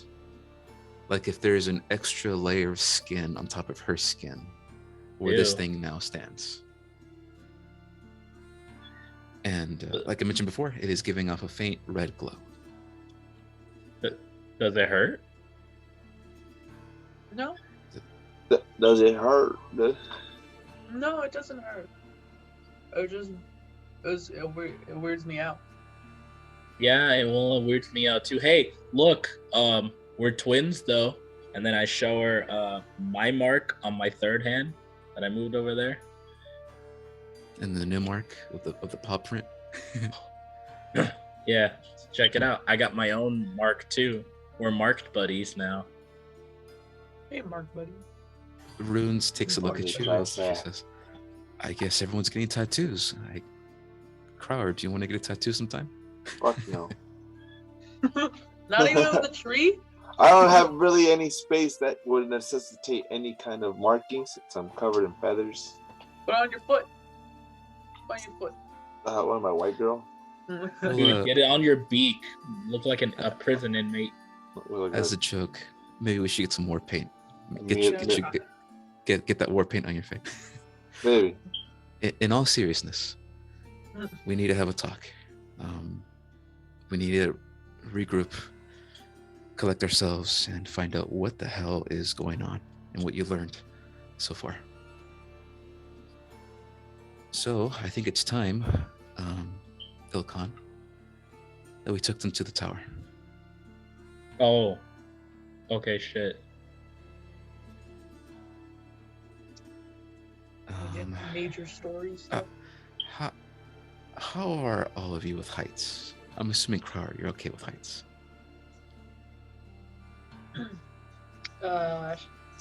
Should I answer for Edelson and Eustace? Oh, Eustace at this point, He's basically yours now, right? he's now mine. Okay. All right, As he cool. explains, there really isn't much for me. I went down the portal with them in the basement, and then I popped over here in Severn.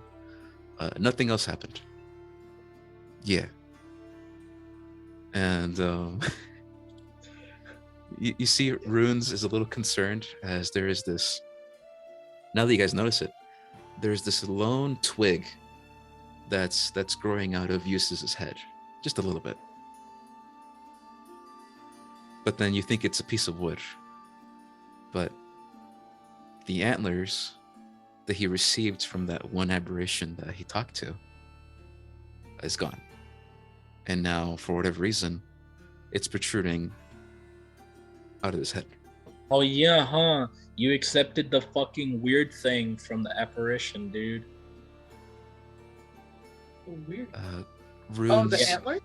Yeah, Yeah, the you were little talking to antler. those weird Oh, things yeah. that jumped 5 million feet into the sky, and you fed it, and then it shuddered and gave you an antler. Now you're Yeah. growing antlers. Yeah. Oh. Well, Runes mentions. We'll take him to Master Bond. We'll see if we can get that thing removed. I don't recognize that portal, but you mentioned something about the Feywilds. One of you, maybe. yeah. Okay, so look, I'll try to keep it super simple, as simple as I can. All right. Bottom line, we went to the bottom of the capybara. They had a very weird, old, ritualistic-looking site there. We ended up assuming that's where they were taking the missing people. And by circumstance, because of that fire that you probably all know, we ended up using that site as a way to get out. However, that ended up being a portal to the Feywild. And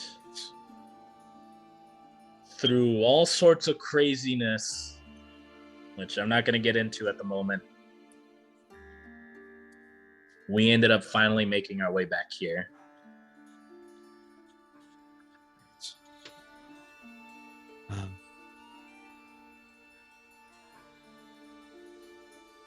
We're gonna have to talk to the Master Vice about this. But yes, once we get to the tower, we'll talk more about the Feywilds and what happened there and how you got more tattoos. Oh, I will mention this though, since it's relevant to our mission. We found the missing people. They are in fact in the Feywild. Thank God. Well, the gods. What happened to them? Where are they? Unfortunately, She's looking around. They're potted. they've been given a garden treatment, I guess. So somehow, through some means, they've all been transformed into more or less a very nice garden. And we couldn't take them with us, or at least we didn't know how to bring them back. There was far too many. They're at nursery though. Okay. So if we want them I'd back, say- we're gonna have to go back. Right. I'd say we're gonna keep this to ourselves until we get to the tower. Okay. So all of you get your things ready, including you. And you see that there's the old grandpa capybara. It's like he's getting his roast beef out. It's like, and he puts it away. He's like, I was born in this tavern, I'm gonna die in this tavern. Yeah. Dude, he She does says- got that vibe for him. Once we get to the tower, we'll talk more. But I am very curious as you guys begin to make your way. I'm very curious about those blades on you, Crower. Very interesting blades you got.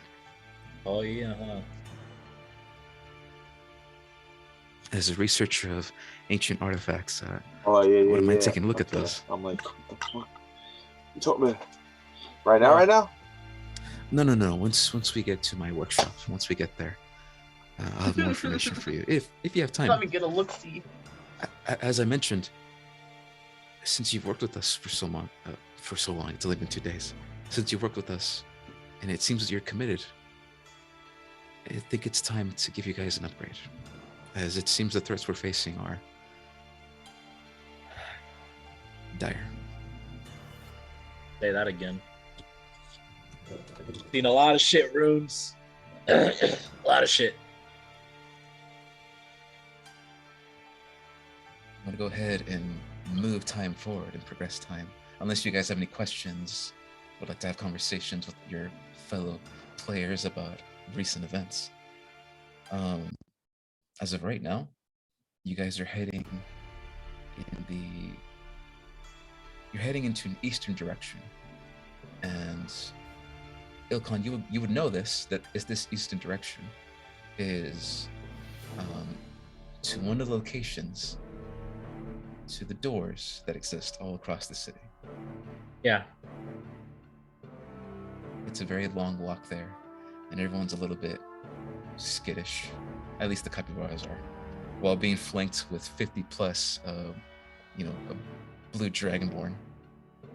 But do you guys share any words? Do you guys have any comments? Do you guys talk to Runes or the capybara, or do you guys just walk? Edelson, did you wash your fucking hands?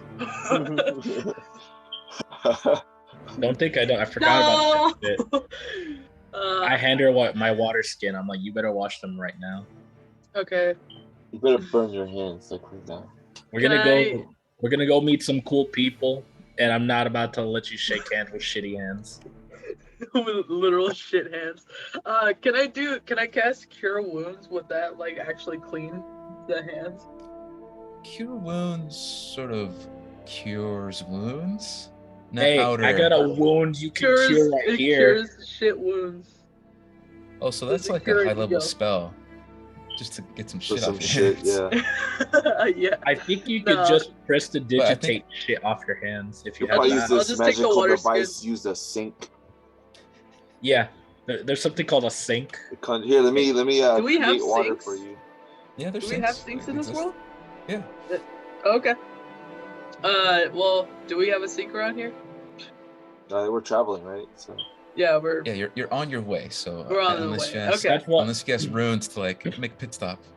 No, I'll no, take- no, no. I'll That's take why I Alan's, handed you my water water skin. skin. You could just you could just pour water on your hand like you're pouring water out of a water bottle.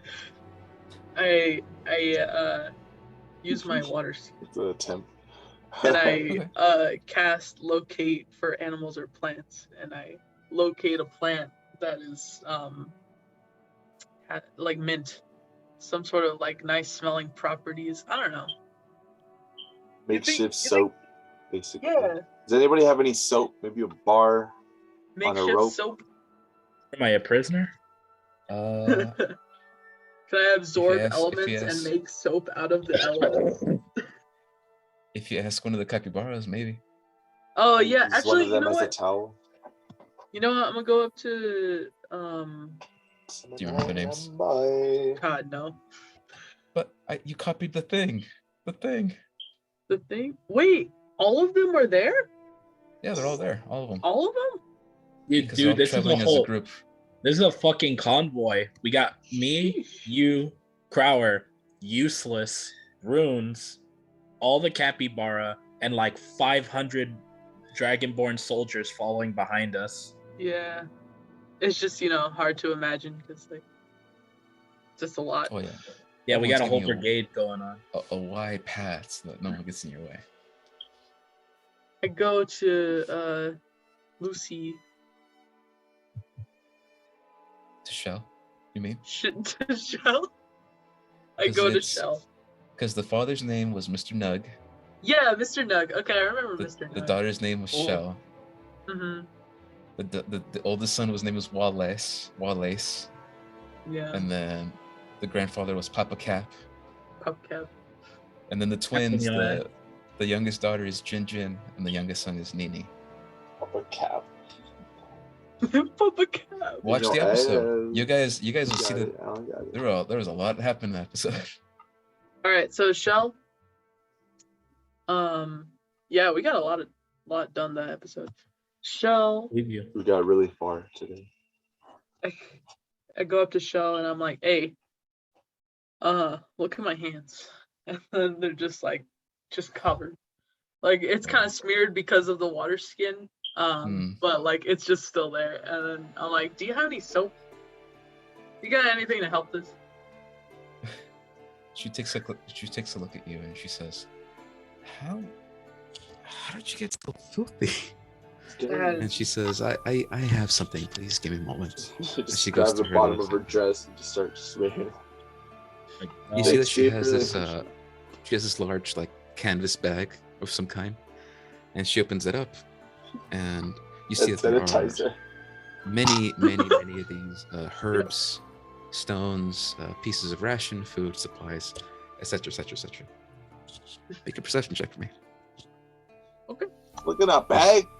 you notice something.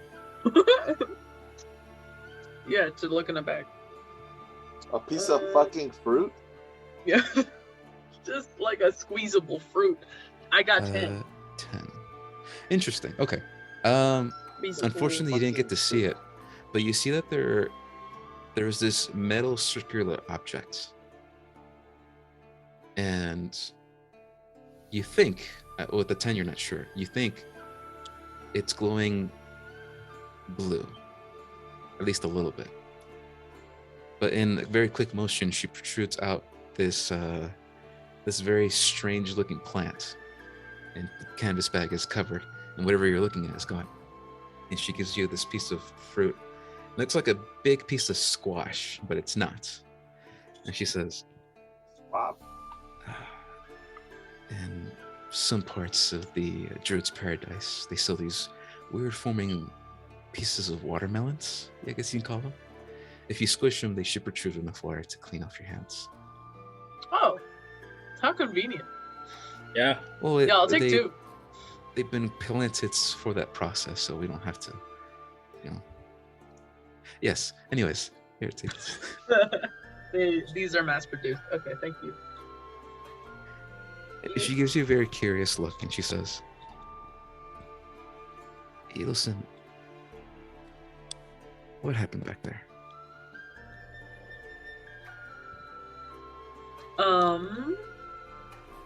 Well, okay, so I turned into a monkey, and then I had to take down this apparition, So, I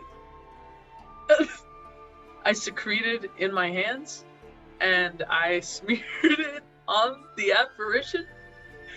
So that is why my hands are filthy. Jesus. That much I understand.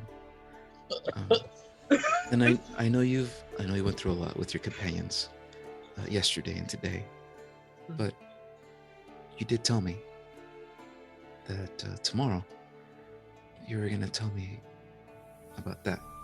She points to your mark. Oh, right. Okay. So, here's the rundown. Basically, I met up with this woman, and she was in like my dreams. And no, damn ducky, don't stop. She was in my dreams, and she was telling me like, I don't know, just like stuff where she might be able to help me out. But then ultimately, it ended up being something like her wanting to kind of take my soul, and I wasn't into that. But it was already kind of too late because she put this mark on me, and I'm still not 100% sure what it's gonna do at the very end. It's probably gonna kill me, most likely. Let's see. Oh, Dude, that's a lot to take in. yeah, sorry. To revive your dad, I also did the same thing, not knowing completely sure what the consequences would be. That's a bit on my fault. But I think Bobby. it's a bit better than having him die on the spot, right?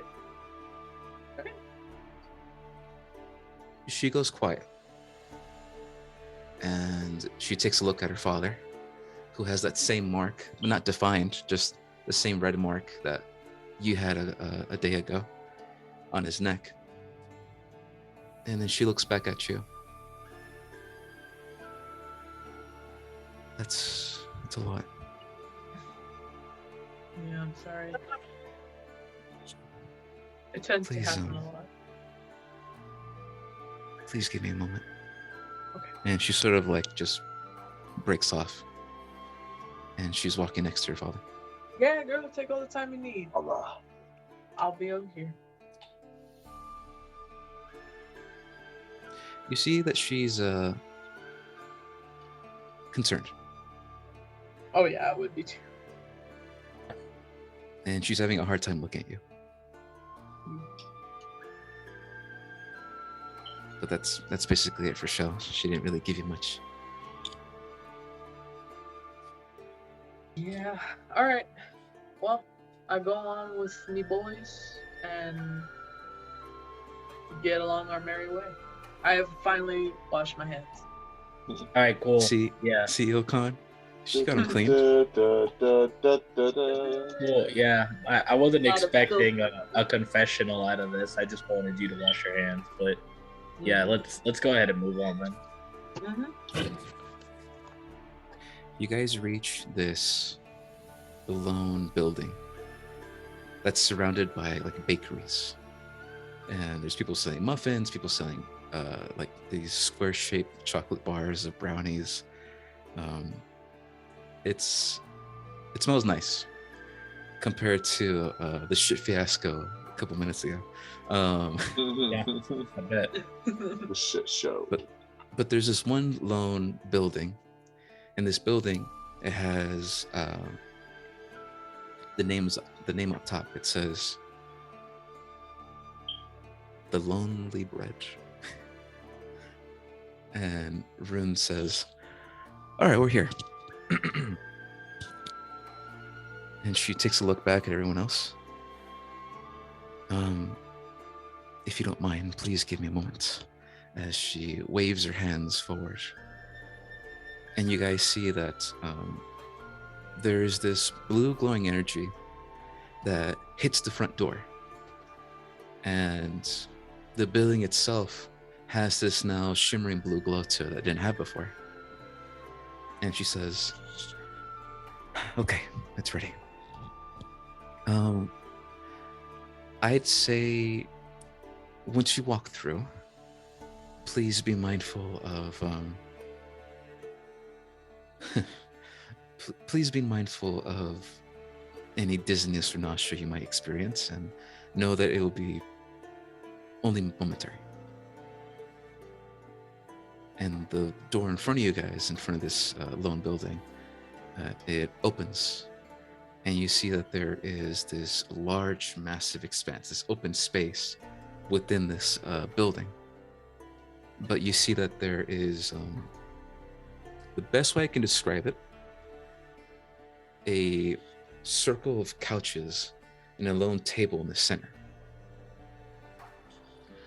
Please, go ahead. Mind if I do? As I go ahead and stride on in. Ilkan goes first. That's it. The That's capybara why go and follow. or wherever we're going. And none of the Dragonborn follow. It's just you guys and the capybara. We'll see. I am the bravest Dragonborn. Bring this little dragonborn. What adventures Switch will them. he take today? You switch The map widowest here. vampire.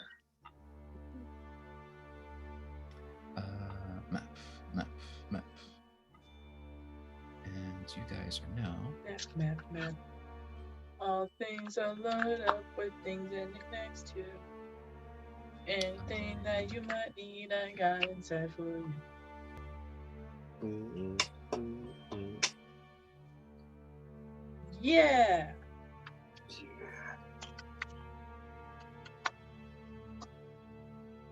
All right. You should be in a new map in roll 20, Oh boy, time to check it out. and then here Whoa. you should see Oh, jeez.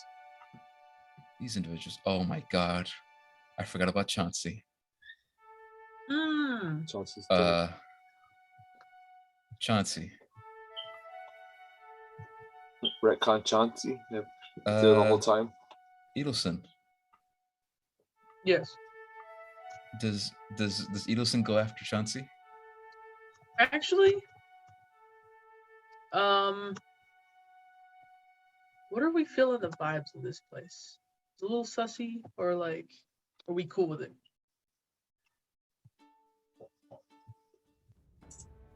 It's pretty sus. I mean, this looks like where the Illuminati holds their meetings. Which Yeah, one's the biggest chair? Because I immediately want to sit down in it. I This think one right that's the square one. Yeah. I kind of figured. Yeah. No, I don't bring Chauncey in here because I fear what might happen. Hopefully, they're just like sitting around playing with a butterfly. Playing with the butterfly. Okay. I don't know. They probably eat the You butterfly at did some point. you did leave her in the tavern where there's a portal opening, but you know it's okay. You can guard Okay, it. fine. Fine. I take her into this room and I sit her next to that window at the very end. Oh, okay. They Give me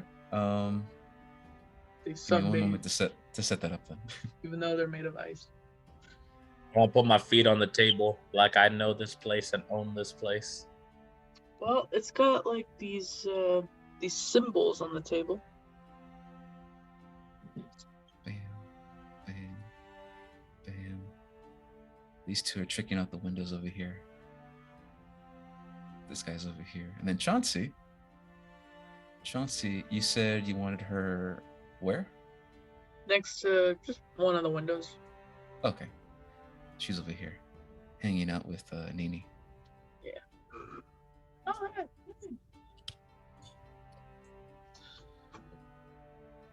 She tells, Runes sits down on the chair over here. And she says, Crower, Edelson, if you don't mind, please take a seat. Okay. Hey guys, feel free. Get comfy. Might as well. Oh, I have acquired a chicken. Dope. Nice. Oh, hell yeah. Chili? Extra dope. Okay. Do you guys sit down or just stand there? Chicken. I'll sit next to Alan. Okay, cool. Sick. Yes. Sit next to me, big fella. And then Edelson, she's just gonna stand there. Okay. Standing aimlessly, just looking at you lot, walking around pacing. Runes responds with, okay, we're gonna wait for Master Bono and then Zenowas, the Master of Ice. And once they get here, we'll get started. So please make yourselves comfortable. And some of you may be a little restless, I know. But know that food is on the way in case you're hungry, and refreshments, and etc. Hell yeah. Bring out the peanuts. Let's go. Please. You see that this individual here, Crower, sort of like is intently looking at you, like from behind. You get the feeling someone's looking from behind. You see this guy just staring at you. Stand up and like, what's up, cuz? You got a problem, cuz? Cool. No, Is that what you I don't told? say that. No, I just sit there. Okay. Because I know I could fucking make that boom to change if I need to. Jesus Christ. Yeah, he's just looking at you very curiously. It looks like he wants to talk to you, but he's seen the situation in the room. He's like, he's just standing there. Hey, do I notice that? Him Oh, yeah. staring. You All see right. this one staring at Crower over here. I'm gonna be like, hey dude, you into my bird friend? If you want, I could hook you two up. You see this guy? He's like, what? No. No, you guys are busy. It's fine. It's fine. I you know what? This ball over here. This ball over here is pretty cool. And you see, he immediately turns around, just focusing on the ball. All right, cool. Let me know if you change your mind. Otherwise, I'm gonna keep chilling here. Your eyes. You see, this big capybara grandpa over here, looking at the suit of armor. Wow. Okay, Goes with face. that's okay. And he's judging it extremely harsh. Like, no, it's too much. It's too much armor.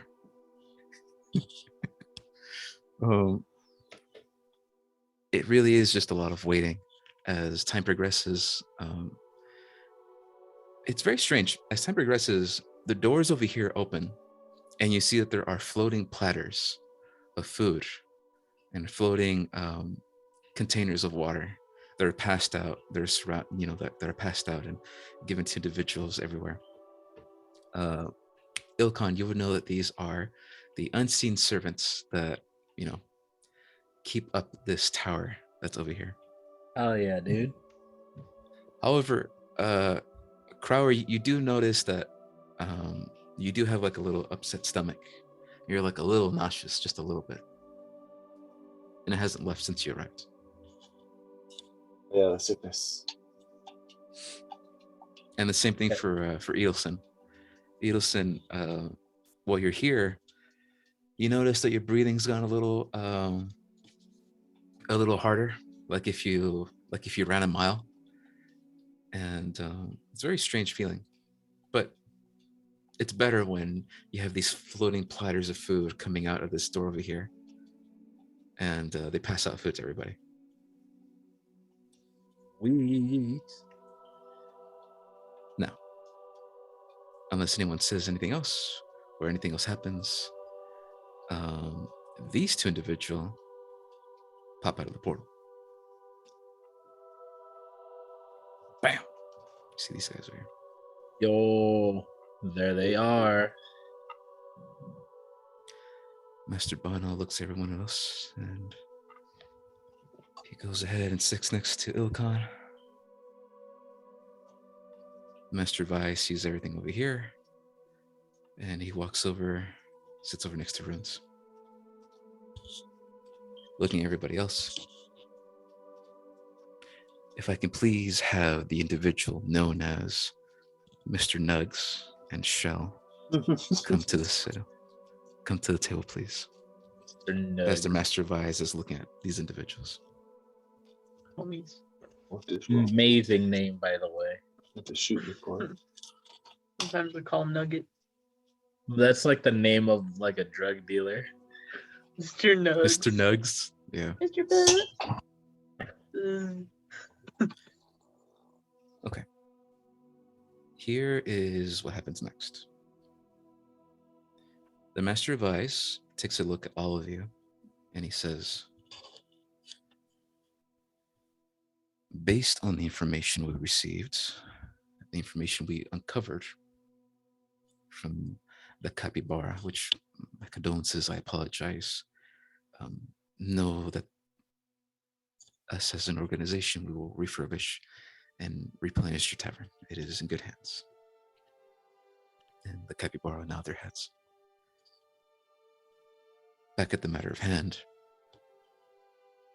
I have some ideas of what happened. Ruins has told me that you did in fact find the missing individuals we've been looking for. Correct. But please, as much as you can, tell me what happened. All right. Time for lorddom. All right. So it happened like this. We approached the capybara, and you two feel free to interject at any point if you want to say something. We approached the capybara. We ended up approaching the dancer, seeking answers. And after some interesting back and forth banter, we ended up into a scuffle with the dancer, who, after, in the middle of our battle, we uncovered was a dwarf in reality, in disguise. And this dwarf, being named Yona, seems to be heavily involved in all these disappearances. You see Shell raise her hand. I apologize, Ilkan. I have more information if you like. I can speak up. That would be lovely. Anything you could add to this. She takes a look at the Master Vice. Yes, the dancer.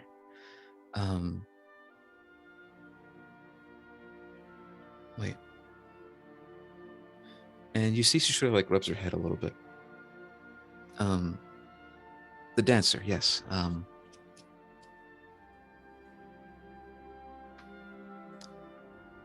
Who?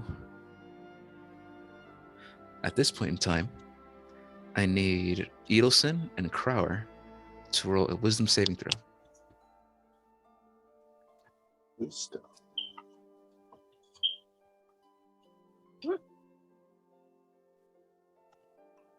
Yeah.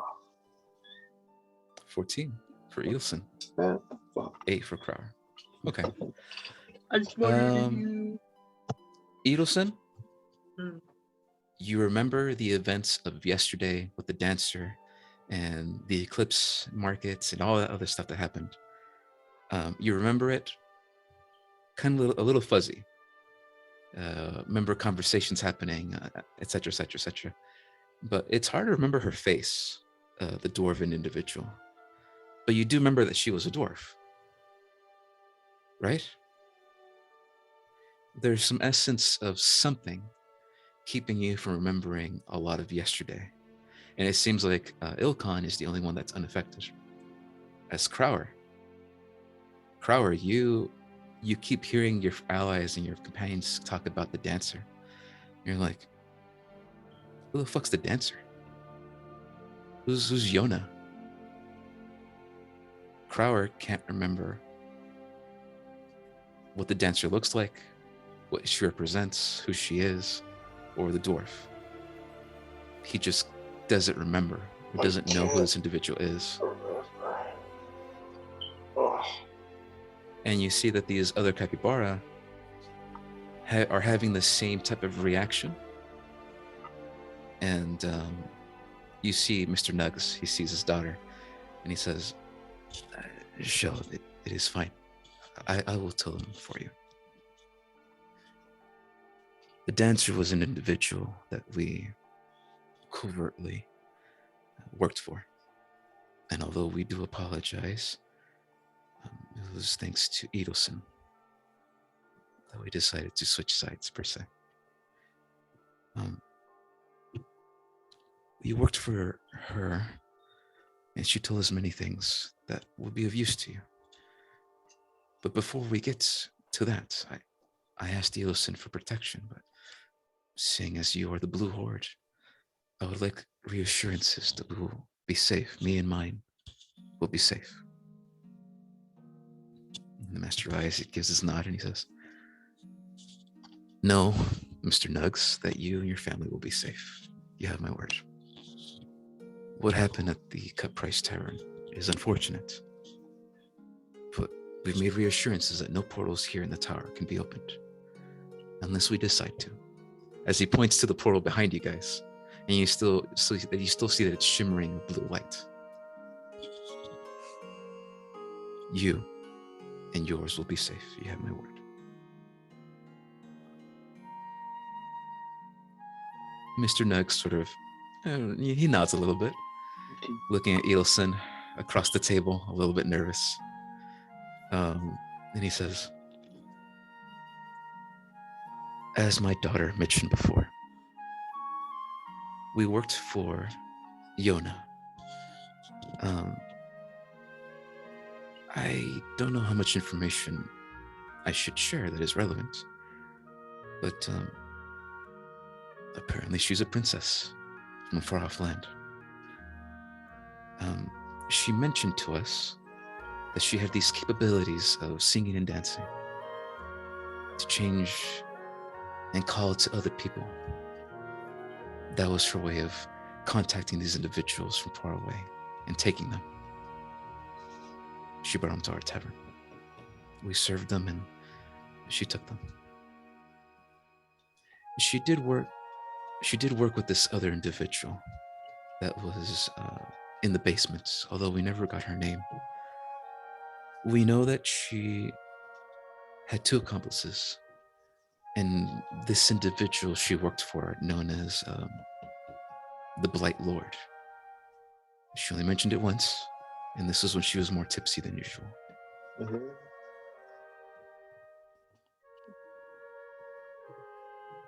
The Master of Eyes, immediately after hearing that name, he gets up and he sort of like walks over here.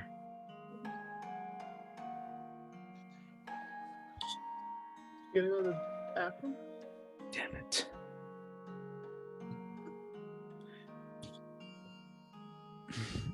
Runes, if you please, get the information that our allies here have. I'll be back. And you see, he very quickly goes through this door over here, and he is gone.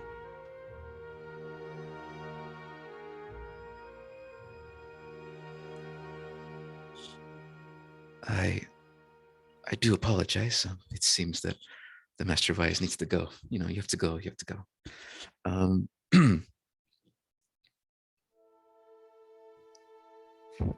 We'll talk more about the dancer and her whereabouts in a moment. We believe we know where she is. I'm interested about the specific details of the Feywilds, Ilkhan. You mentioned that you found the individuals there, but did you find anything else? Oh yeah. Now that's where it gets kind of crazy and honestly kind of hard to believe. But if you're willing to lend an ear to what sounds like tall tales, then I'd be more than happy to share. So upon dealing with upon arriving to the Feywild, we had a run-in with a interesting individual, a creature that they many refer to as Mama Ildri. Many also refer to this individual as an ancient, someone who was very powerful. We had no interest in starting qualms with this individual, and it seemed like they had a great resentment for me in particular. From what I found out, it seems I've had a lot of dealings in the Feywild that I've completely forgotten about, that I know nothing about. I wasn't Ilkhan in the Feywild.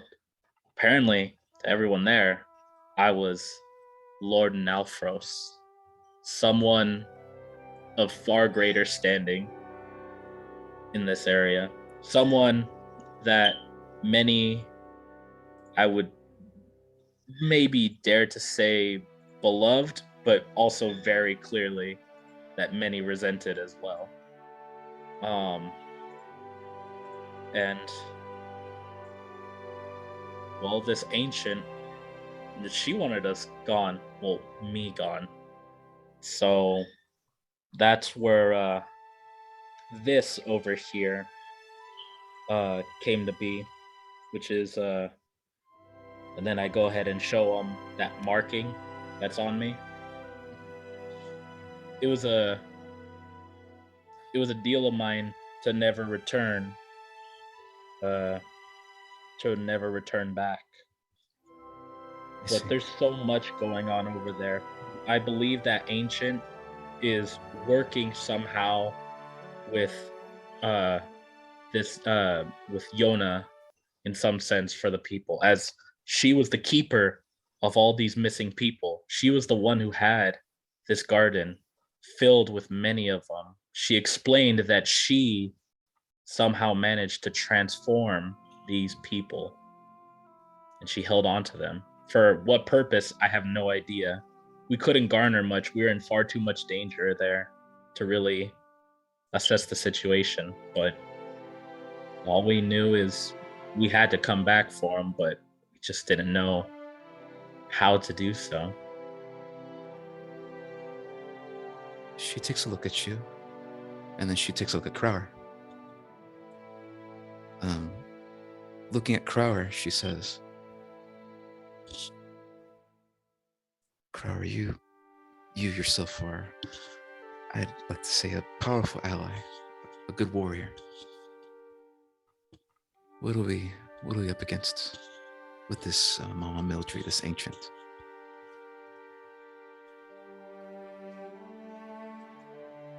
Is she that dangerous? think this could mean the destruction of another world.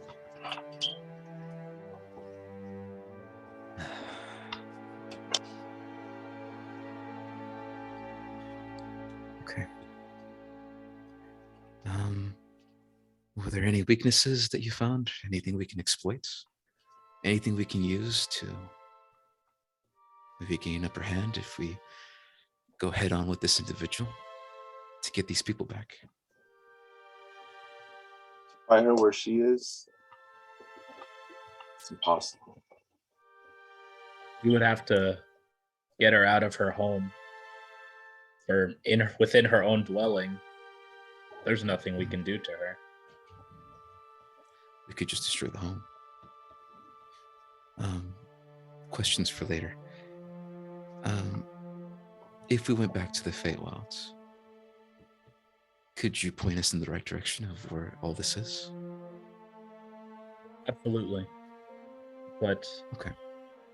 I do fear, though, what exactly will become of me since, as I mentioned earlier, we didn't manage to get away so easily. We got away because she allowed us to leave her abode, and that was through a deal that I would never return. And she seemed to have, I would say, cursed me in some sense.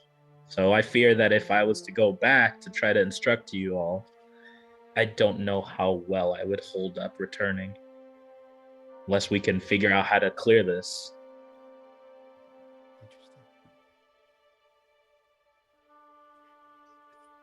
Are you saying you have a curse on you then? I would believe so. I will devise a couple of ideas and plans with Master Bono. Well, by the way, DM Jimmy speaking here. Master Bono has been very carefully studying Ilkhan most of this time. He's been paying attention, but he's been carefully studying Edelson and Ilkhan this entire time. Mostly looking at your symbol, Edelson, and Ilkhan, we're looking at your hand that is covered in these tattoos, with these eyes, and then the one major one that says MM on it.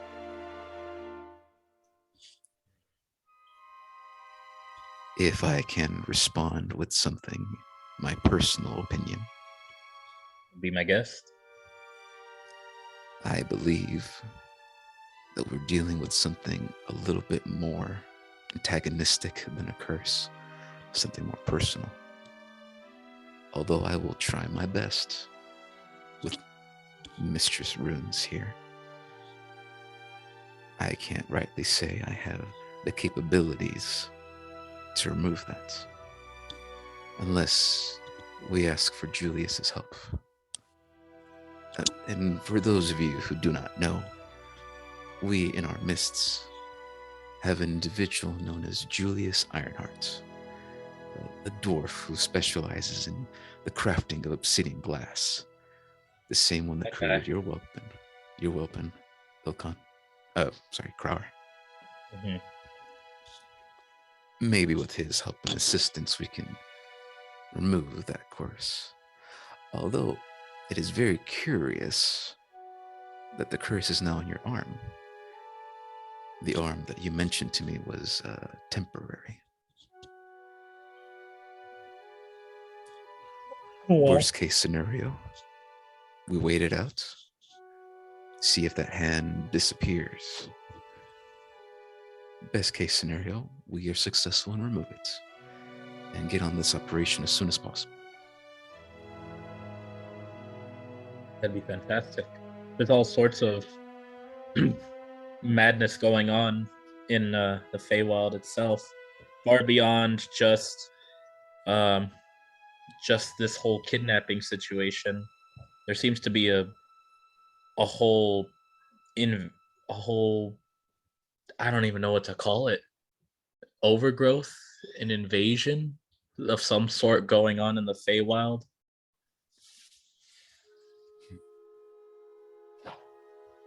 I see. Runes goes back and she speaks up and she says, "Now, Mr. Nugs, I'm sorry, I love saying that name. Um, can you please tell me, is there any more details you can give us? Maybe anything that correlates besides this Blight Lord you spoke of? Which I myself am a researcher. I can delve deeper into this and figure out who this individual is. Is there anything else? And then Mr. Nugs looks at all of you and he says, well, if I'm being honest here, I've been getting these strange dreams. And I don't know if it's related in any way, but they're dreams of strange women I've never seen before in my life. Hey, I've had dreams strange, like that. And strange monstrosities and creatures as the ones that Ilkan and Crower and Edelson defeated. And he looks at you, Edelson. I think in some way the aberrations might be in connection to all of this, but I don't know how.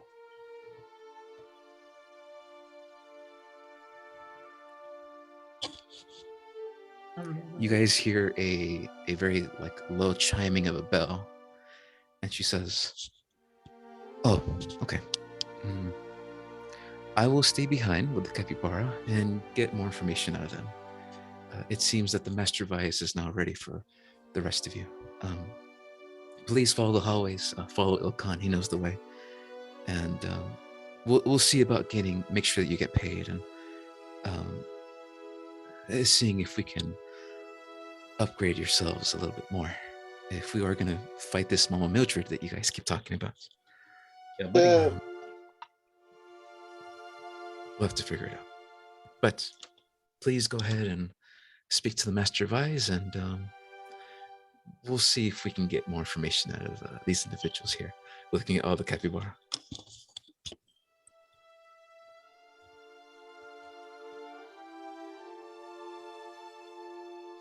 She sort of gets the capybara off together, and they get their little group therapy session. They take your seats. Ilkan, you know this place in the back of your hand, but for shits and giggles, I will describe what this place looks like, because that's still my job. Nope. Now, the tower, from what you remember, Ilkan, is in the Halidas Mountain, extremely high above the mountain. If you guys notice when you look out the window, you'll see that there is the city itself, the city of Jerum, down below when you look out the window. You know that you are in the entrance area, but there are 4 more areas in the tower. Let me go ahead and get the map ready, because you guys are moving.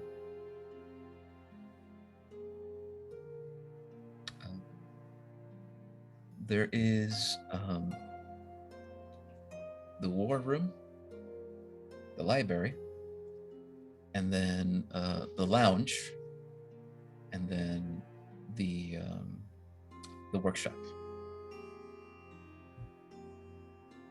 And if the Master Vice is calling you, he's calling you to the war room, which is where you guys, where Ilkan leads you. And it's very strange, because the war room, sorry, not the war room, the tower is built in a way that it's sort of like a giant X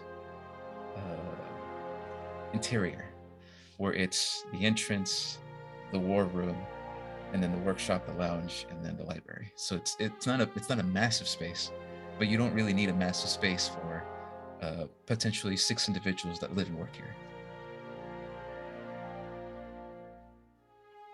But you guys make it to the war room. Now let me go ahead and set you guys up one more time.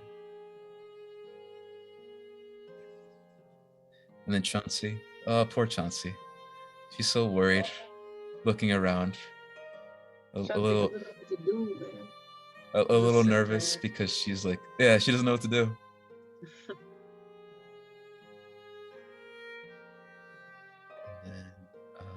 Oh, as you walk into the war room, you guys see this individual. A new face has entered the party. Oh boy, brand new people. Whoa, hello. He's not that big. He's not that big. He's not that big. He's not that big. Make him smaller because he's a dwarf.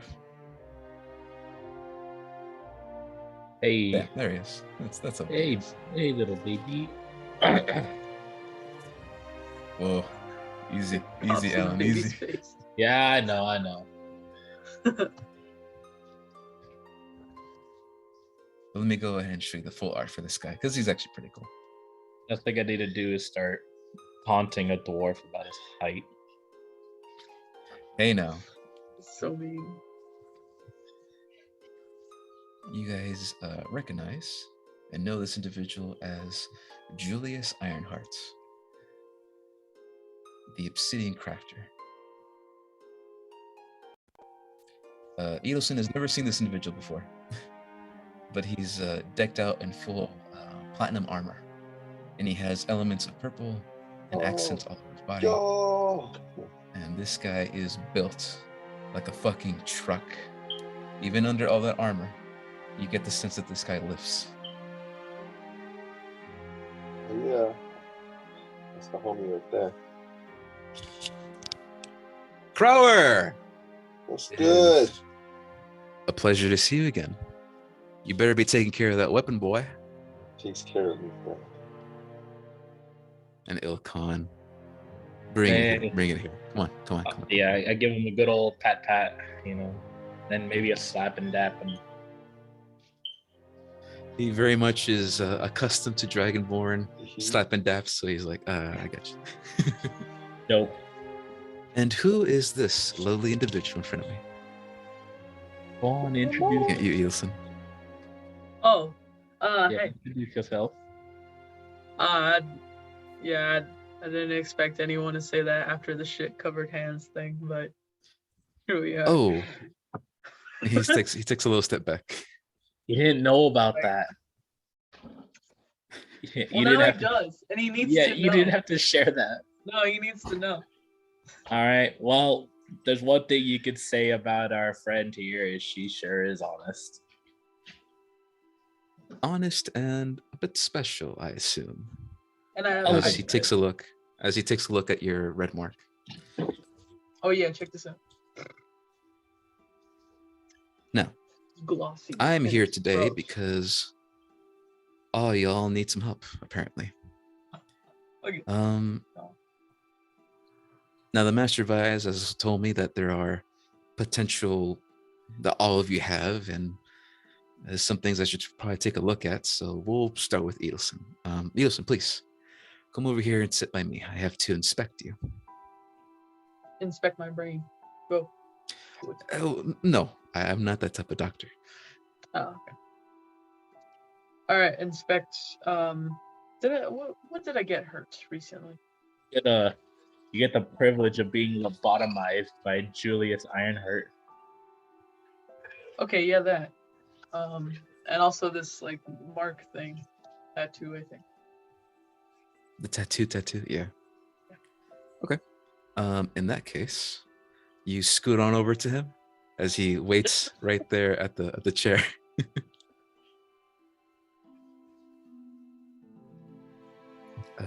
Oh wait, do you have control of your character? Do You should. I do. Wow, Yes. look Okay. at Cool.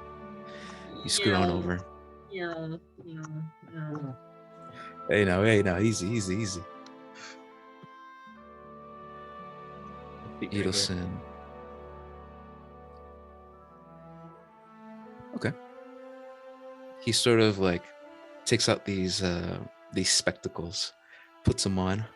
He taps them twice, and you see that there is this flow of purple energy coming from them, as the lens is made of obsidian glass. And he takes a good look at you, and he says, "I'm sorry if this is a little uncomfortable. It's a process I have to complete in order to assess all of this. And I gotta say, nice." as he sees in his eyes the ever expanse of magi that overflows from your body. As once before, an individual known as No Name told you that you are connected to this in some way.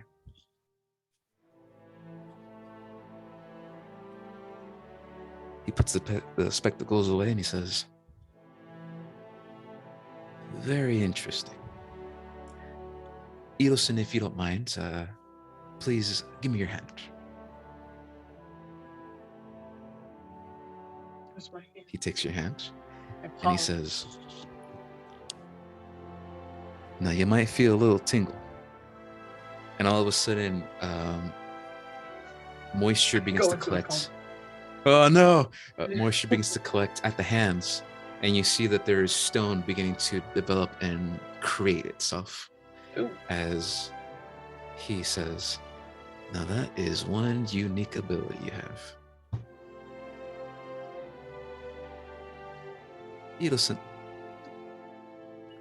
you are paraborn. A pair Have of you- what? A paraborn.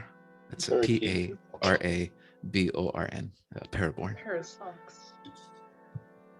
Have Okay. your parents ever told you of a paraborn, or do you have any family that has the ability to control elements of nature? I don't think so. I think I've done an extensive bit of research on my family. Not much there. Mostly, farmers. And I am too. So it is pretty odd. A paraborn is an individual who is born with elemental magics. However, this ability grows with them. Not like Genasi. Genasi get the fun magic when they're born. But with you, for whatever reason, you can. What's the appropriate word for this? Crystallize your sweat, which is impressive. But you can do so much more with your abilities. Oh, I can? You can.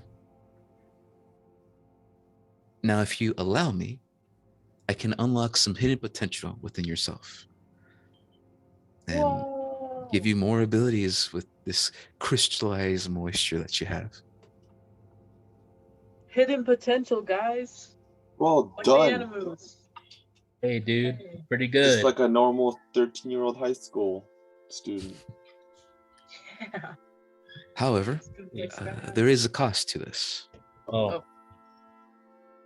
Granted, the cost is that it will hurt the first time you use these abilities because they're brand new, and it might go a little crazy because you're using these abilities for the first time. But the more you use them, the more they should tame themselves. Just know that there's an added risk when using these abilities you never used before, but know that the benefits outweigh the risks. nice. Yeah. I'll take it. Now, can you please count to 10 backwards for me? Ooh, it's a bit hard. I'm a farmer, Try your best, dude. Don't worry about it. We'll cheer you on. You start you off 10. Start at 10. Okay, The big 10. one out. Yeah. 9. Good. Yeah, You're doing good. good. You're doing great. Keep it Hey, up, do you dude. see that? Do you see that thing over there? Ka-cha! He puts his hand on your forehead. Got it. God. It was similar to the spell that I did in I know. the back. I know. Edelson, Yes. your mind is racked with information, and you find yourself with knowledge you didn't have before. You tend to do And that you a lot, huh? realize that you could do so much more with your crystallized moisture now. A lot more. On Ooh. top of your 2 abilities that you have. Do I get a list? Oh, you're gonna get a list. Oh, get a list. Okay. I So on top totally of your just two imagine abilities- this dude just did like a Doctor Strange on you. Oh yes, Um, yes. you That's have the what I one imagine ability too.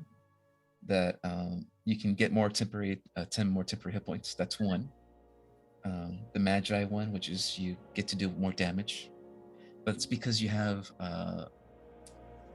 points. You have these points you can put into Magi or Endurance. That bumps up to 4 now. You have 4 points. Cool. And now you can do this. With 1 point, you can create cover, which is, as a bonus action, you can go ahead and use a point to create full cover for yourself. And what it looks like on the map, it'll be an N, almost like an N that's surrounding you, to keep you fully covered from all angles in front of you. That's something you can just summon, and it should just augment itself and create itself in front of you. With 2 points, you can raise platform, which is you can create a loose platform that is about 15 feet up. And this uses a bonus action. So this is another form of cover, or if you need to get yourself up higher, or if you want to role play in some way, have this massive column exist in the game, and then break it down so it falls on somebody, or etc. That the possibilities are endless with stuff like this. That's really cool. With 3 points, you have shared crystal armor, which you can provide every creature within 10 feet of you 15 points of temporary hit points. That is their own crystallized armor. You dope. Guys, this is so cool. I can bulk you up now. Bulk Hey, myself bulk up. up. And then 4 points. The 4 points, the big boy. Stone wall, which is your speed is 0. However, no creature can grapple you. You can't be shoved, and you can't be targeted by any spell. You automatically break free from grapples, and your armor class becomes 25 until the end of your next shit. turn. Damn. You're this just looks like like eye up the in-game. wall. I'm And ultra what this beast. looks like in game is you're just covering yourself completely and crystallizing yourself. Oh, Avatar. Yeah, I guess. You regain Oh. points by defeating an enemy or by performing one of the following actions during combat. Dash, disengage, dodge, grapple, help, hide, ready, or shove. So you perform any of the other actions you can do in combat, you regain 1 point that you can use for your Paraborn abilities. Wow. It's just all good.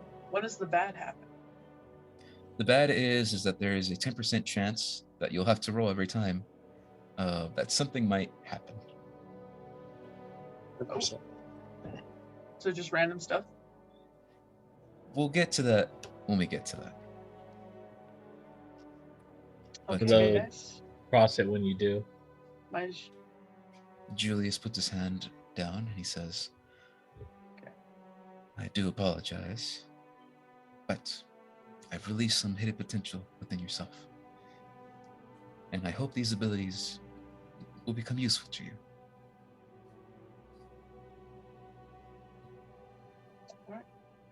It Do will. you have any other questions or responses? Or No. My chakras are cleared and my third eye is open. Thank you so much. Namaste.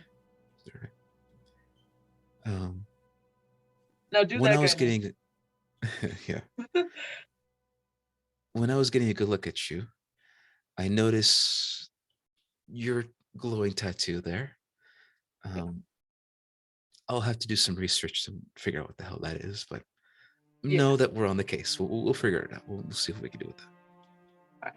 Thanks, guys, for looking into it, cause I got no idea.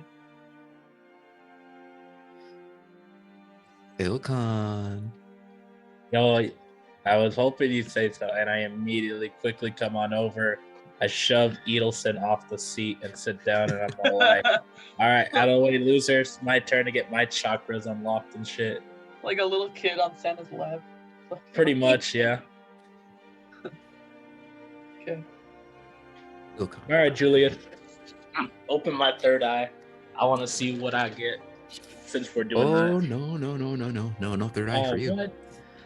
No third eye. You've been training these past couple of years, past couple Damn months, and opening and closing your own Feywild portal. Yeah. How's that coming along, by the way?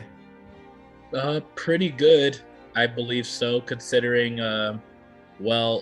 since we had a bit of an adventure in the Feywild ourselves recently, I made use of those portals to help me get around and ultimately help us get out of there. Now we're back home.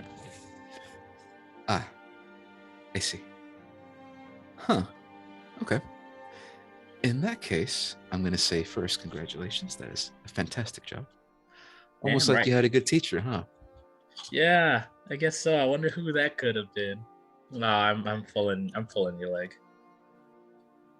Well, recently I discovered that individuals such as yourself, which are it's a work in progress, the name, we're calling groups of individuals like yourself, again, work in progress, Okay. key holders, Key holders, huh? because you have the ability to open realms during the time of aperture. How would you like some new keys? Dude, can I get a keyblade? No, Oh, okay. that's wait. a dumb idea. Why would anyone work on a keyblade? You know what? All right, yeah. You know what? Let's not talk about that again. Anyways, yeah, sure. New keys. Let's go. I found out through my research for these key holders that if they hold in their hand aperture stones, remnants of what closes during the time of aperture for a portal that opens, that these individuals, these key holders, will have the ability to open the portal of a different realm if they have the stone in hand. For example, he protrudes out a very unique looking stone. It is a rough cut of an emerald, but the color changes every time you look at it. You look at it, it's emerald. You look at it again, it's violet. You look at it again, it's red. You look at it again, it's back to emerald. And he says, this is a Feywild stone. Apparently, if you use this,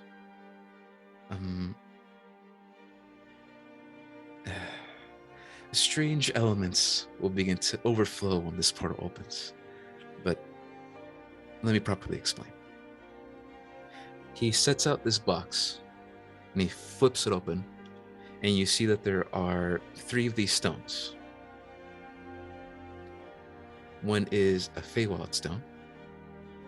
Another is this unique stone that's like shining gold, but it's still a stone, which is very weird.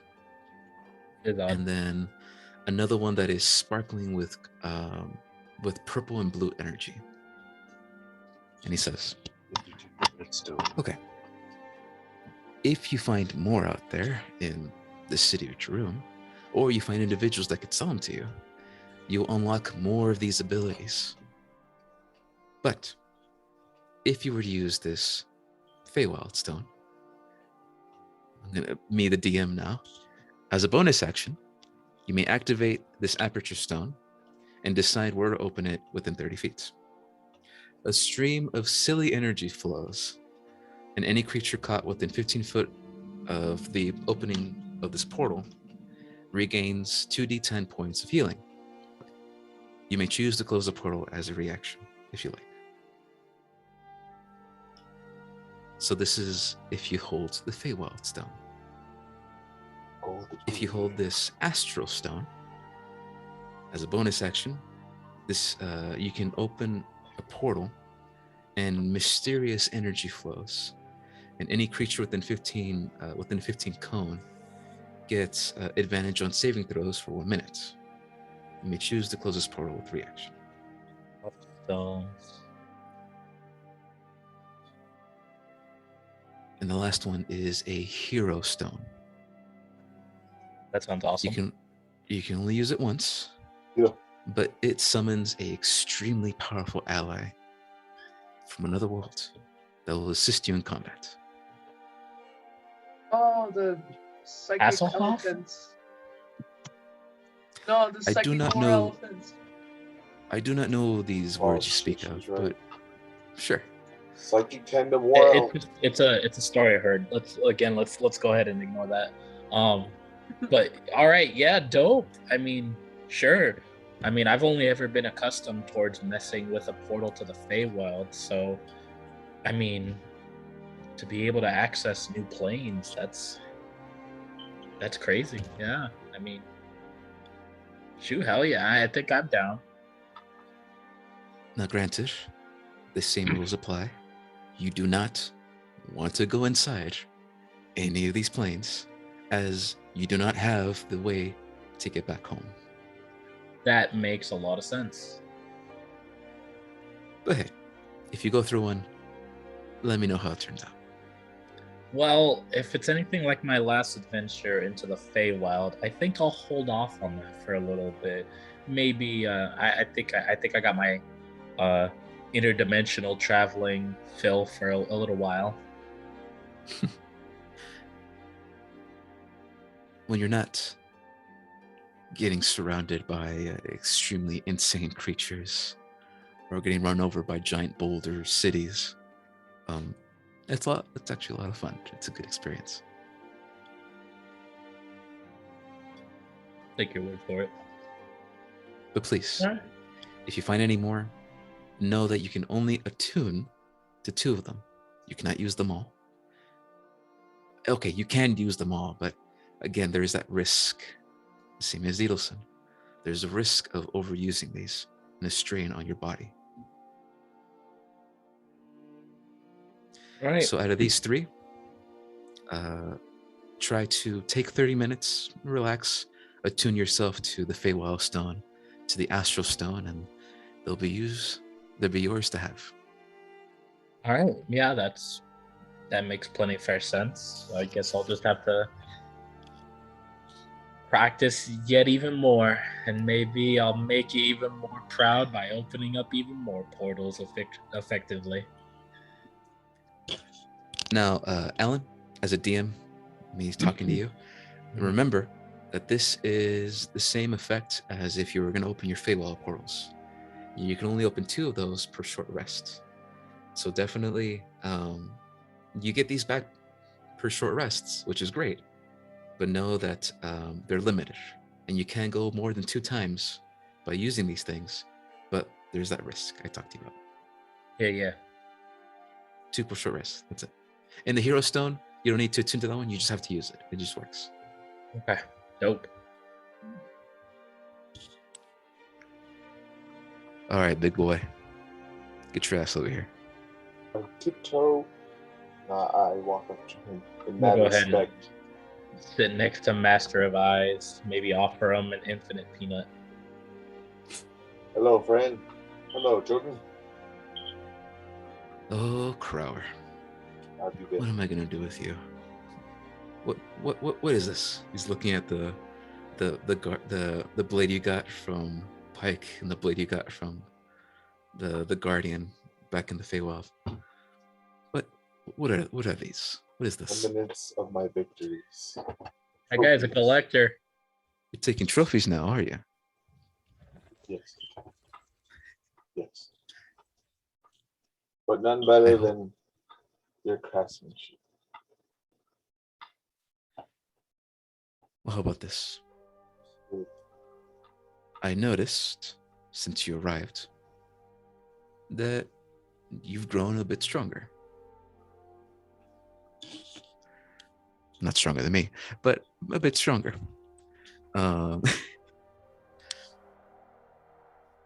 You may now have access to obsidian runes. Oh, I got a notification. To these runes. Now, you've seen these before, Crower. Jimmy talking here. An individual known as Tabitha, back at the Eclipse Market, told you that there are many of these obsidian glass runes that if you use them, they give you extra abilities. Julius continues by saying, unfortunately, I only have 2 of them with me. But know that there are many more that exist in the city of Troon. Just like with Ilkon. If you go into shops, if you look around, you'll find them there. And sometimes they're not embedded in a stone itself. Sometimes you'll just find them there, out in the wild.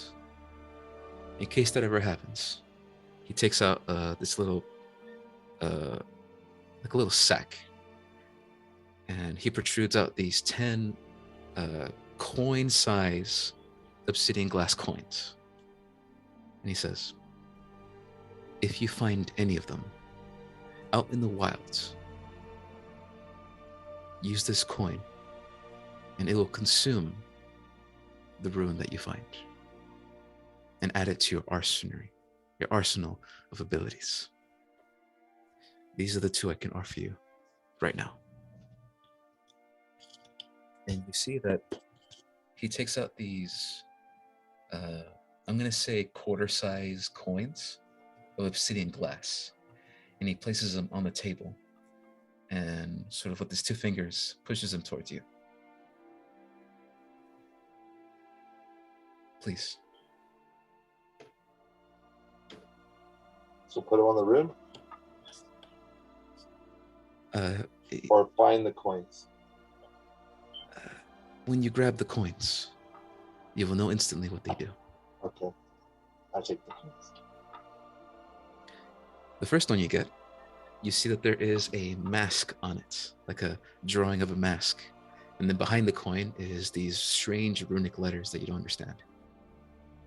The first coin is the rune of the mask. You can cast Disguise Self at will without expending any spell slots. This is pretty much your, you can look like anybody magically. You can turn your form to anybody else. And the next one you grab, the next one you touch, you see that there is a large flower that's blooming. And also behind this coin, you see that there's some runes that you don't understand, don't really understand what it says. But this is a rune of expedited healing. Any healing spells are multiplied by 3 when you have these runes.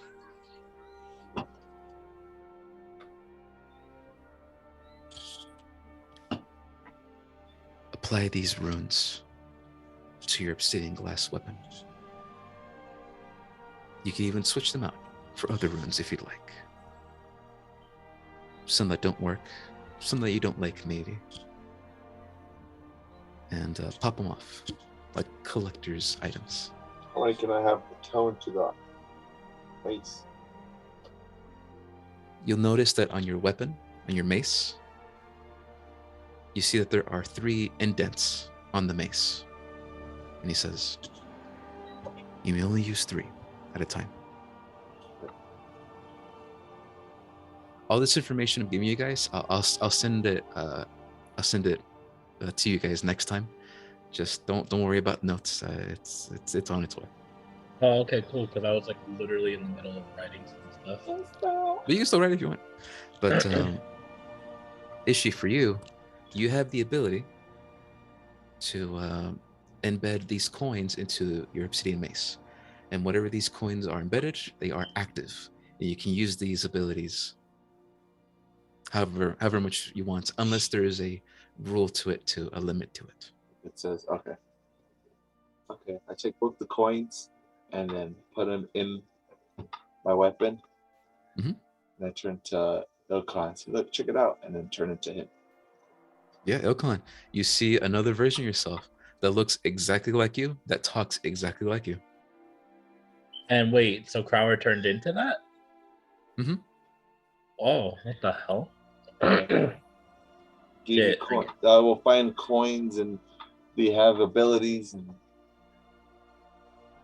this is one of them. Well, that's pretty dope, man. Shit. Hey, we could be twins. We could mess around with people. And whatnot. Triplets. Yeah, it could be triplets. Hell yeah, dude. Now, Ilkon. Oh, excuse me. Crower disguises Ilkon. Yeah. Um, Back. That's how there you know it's are effective. there are rare runes that exist. These are known as major runes. These you can only have one at a time. However, these give you greater benefits. For example, one I found a long time ago allowed you to, what was the word? It allowed you to summon allies from the dead. And these allies would bolster you as you fought. The more damage they took, the more you received powerful boons. But that one was lost a long time ago.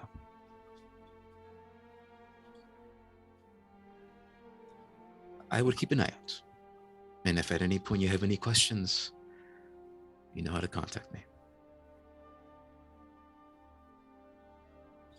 Okay.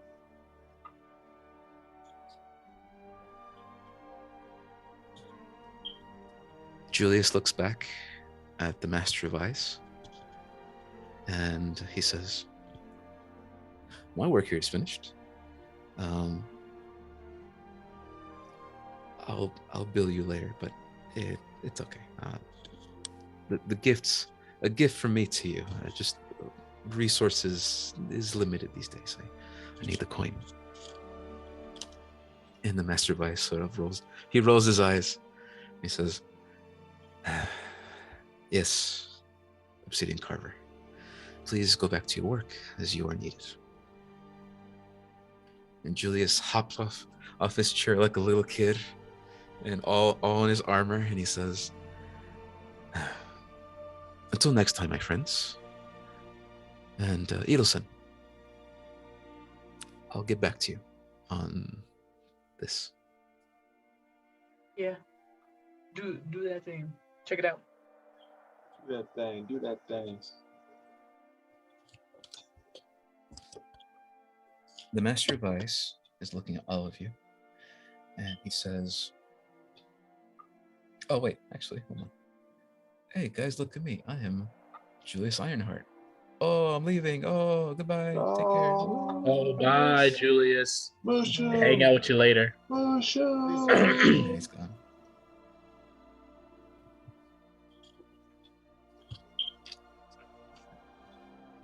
The Master of Ice is looking at all of you, and he says, okay.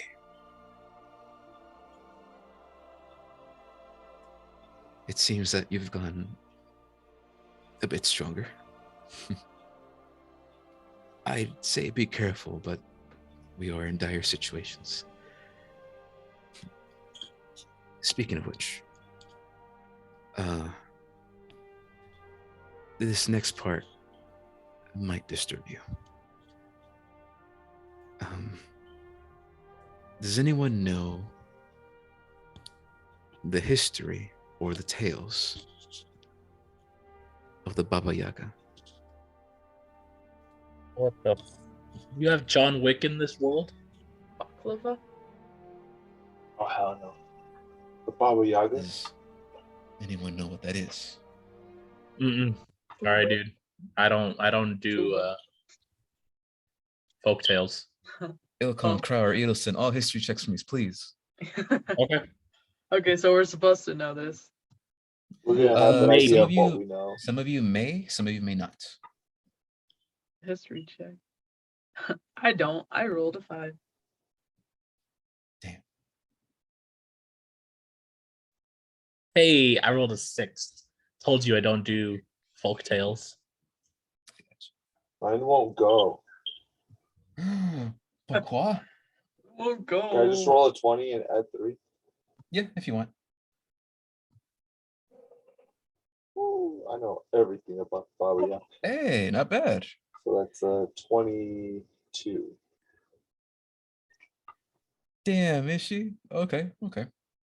I guess it's a story amongst the Aarakocra.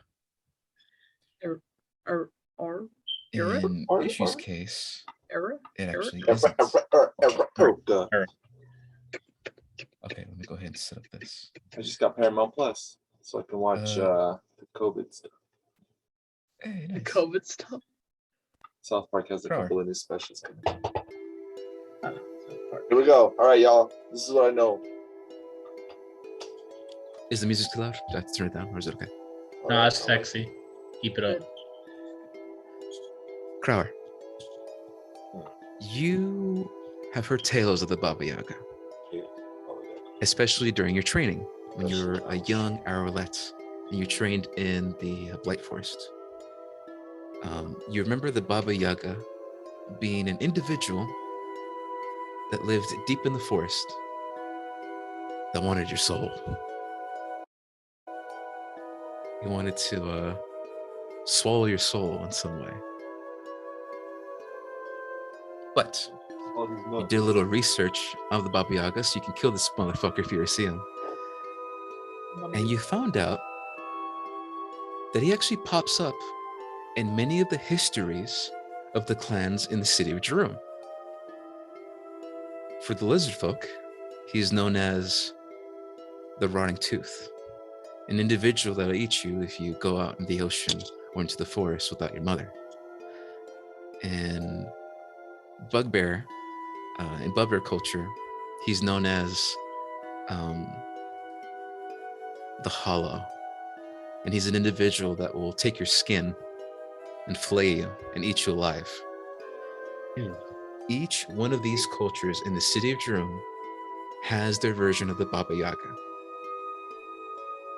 And each of them, in some way, has sort of led them to the city of Jerum. Because no one here is a native. Everybody in the city of Jerum is a foreigner from different lands that came here. But now that the Master Vyas has mentioned this, you do notice that, oh, that is true. I guess that all these other clans have the same Baba Yaga individual. And that's what you know about the Baba Yaga. So it's just an old urban legend. Unless. Master Vyas, he pipes up and he says, he went by another name, the Blight Lord. However, I am scared to say that we know virtually nothing of this individual, other than the lore we have of the other races. The Blight Lord, at least in the lore that we have, as a blue dragonborn, was an individual that led our people to the city of Jerum. My master, the Master Vyas, the Overlord, he, legend says, was guided by this individual known as the Blight Lord to a land that needed our help, to a land wrought with war. And in exchange, the Overlord gave the Blight Lord a pristine apple as a gift, as a thank you for showing him the way to the city of Jerum and helping their people. In return, however, an apple would have to be given every year, a lone, single, pristine apple to the Blight Forest. Now, granted, in our culture, the Blue Dragonborn, we do this as a sign of giving. Each of us, once a year as a holiday, we grow an apple and we leave it in the Blight Forest all together. To be honest, I think the animals eat it and they get drunk because it ferments. But it is a legend nonetheless. Something that we respect. I have a new task for you. I need you to find an individual. Oh, Oh no, his battery died. His battery died. Oh shit! Yeah. Yeah, It's I don't. okay. You guys didn't hear, but there was a very loud rustle after his camera cut off, coming from his room. Oh no. I hope he's okay. I need you to find and locate an individual known as Ashari. Sorry. Ashari is a druid of Izon. Kind of like yourself, Edelson. Friend or foe? We have no idea. Okay, noted. Although this individual is a druid of Izon, the druids of Izon and us Dragonborn don't really have a good history with one another. However, it is rumored that this Ashari has been looking for this individual known as the Blight Lord.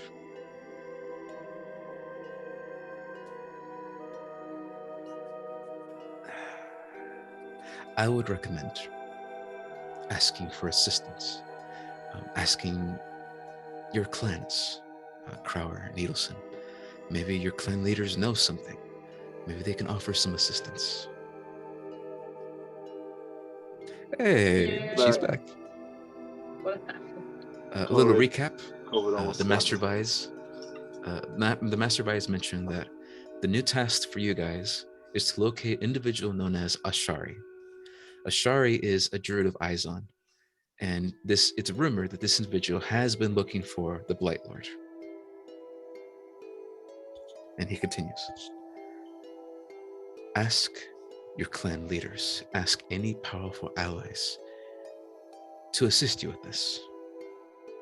We are busy enough already in collecting more information that you've provided. But if you do this, I believe this is the key. This is what's going to save the city. We find Ashari, we find the Blight Lord, we stop whatever this madness is happening to the city, and we save it.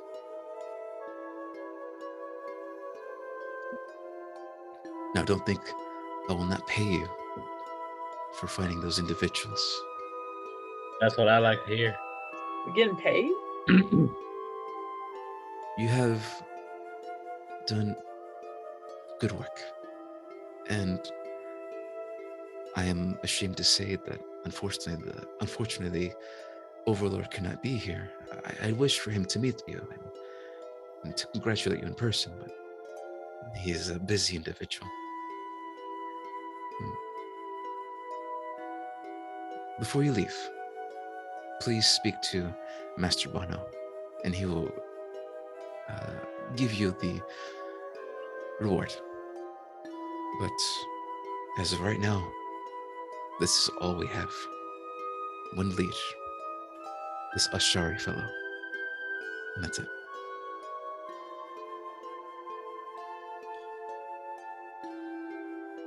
Now, if you have any questions, I may be able to help answer.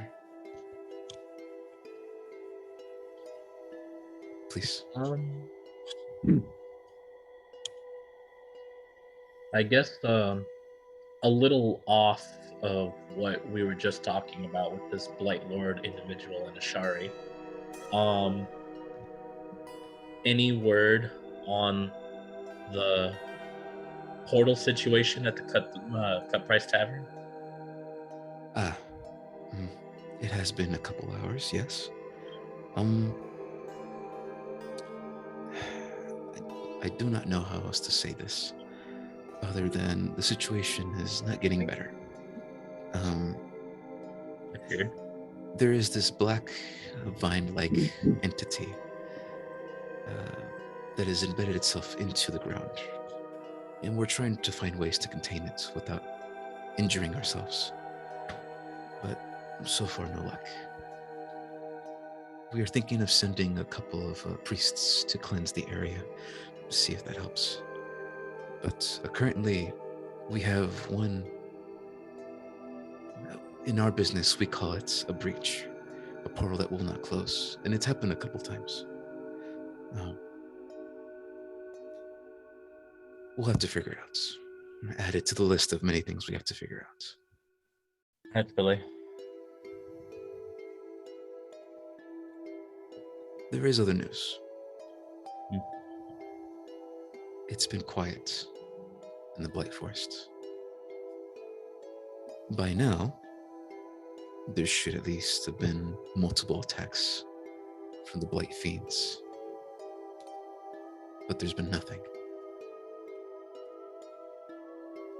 To say that everyone is antsy, nervous, is an understatement. We are preparing for the worst. But it's still quiet. And there's been no sight of any of the Blight Fiends.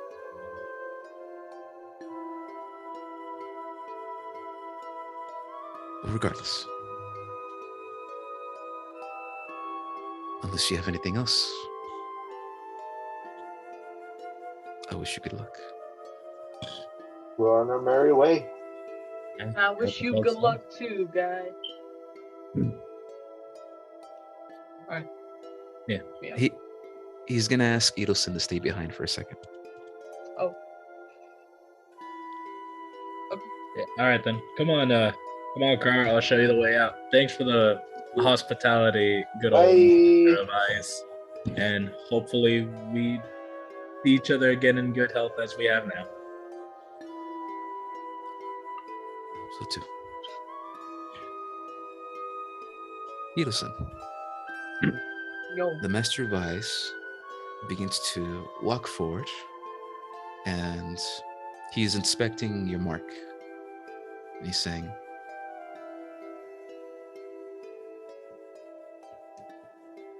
Edelson, I recognize that mark. How did you get that mark? All right, crazy hickey, huh? I got it from this dream lady. She was like an empress of blood or something. She like looked like really red, and then her hat was like fusing to her face. It was interesting. But anyway, she was in my dreams, and then we kind of made like not a pact, but like she branded me in a way. Was there something else? What's the proper way to explain this? How did you get the mark before it became the mark? Did you get it from somewhere? Did it all you read start? Something? Did it all start? If you need help, I can tell you. I remember too. The roof. The roof. I think you're the only one who doesn't remember. The roof. Edelson saw an individual on top of the roof the first time they all fought aberrations. And this individual was a red gnoll that sprayed some type of dust in your face. Okay, got it now. I was gonna use spider climb on that hub, but then they got away fast. Okay. Anticipated your attack and countered you. Do not tell Crower or Ilkhan, but this mark, I've seen it before. It is a beacon, and this will summon portals where aberrations will target you and you specifically. I would be cautious and have eyes on the back of your head from here on forward. individuals who work for these aberrations may be on their way, as it's happened too many times. All I can say is the less you know, the better. But please take this with you. As he hands you a silver bracelet. This will keep the portals from opening. But know that if this is taken away at any time, the hunt is on for you. So keep this safe. As he hands you a silver bracelet.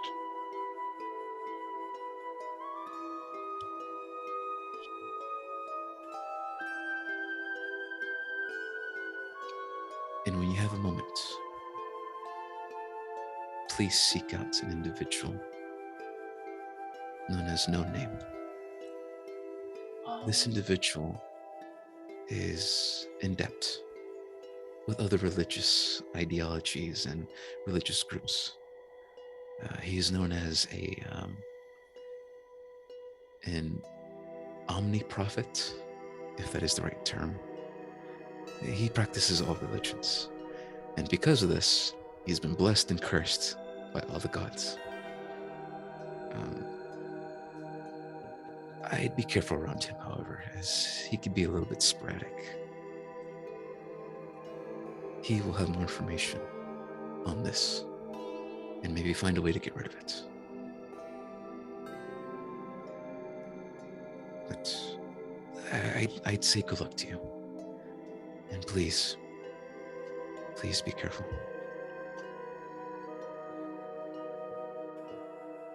And with that, he gives you a very deep bow. He says, "Thank you for your service." Well, thank you for the bracelet. Oh, look. It's a loner. The boner. He sits back on the lone stone table and just contemplates and looks at the notes and everything. And you see that he has, for the first time, very tired eyes. And he looks like he hasn't had a lot of sleep in these past couple of days. That is it.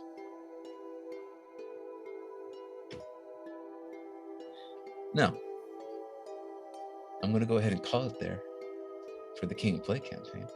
Ooh. For the episode of today. But Right. one thing I will say is we get to roll for some motherfucking rewards. Except for Hey. Alan. Alan gets to roll for losing money. Oh, Alan, Yes. I need you to roll a D100 3 times. oh, jeez. Oh, jeez, Rick. I'm over here making money and pooping my pants. Takes a lot of effort to do that. I know. All right. Oh, jeez. Okay. You lose 59 gold pieces. I need to roll 3 times? 3 times.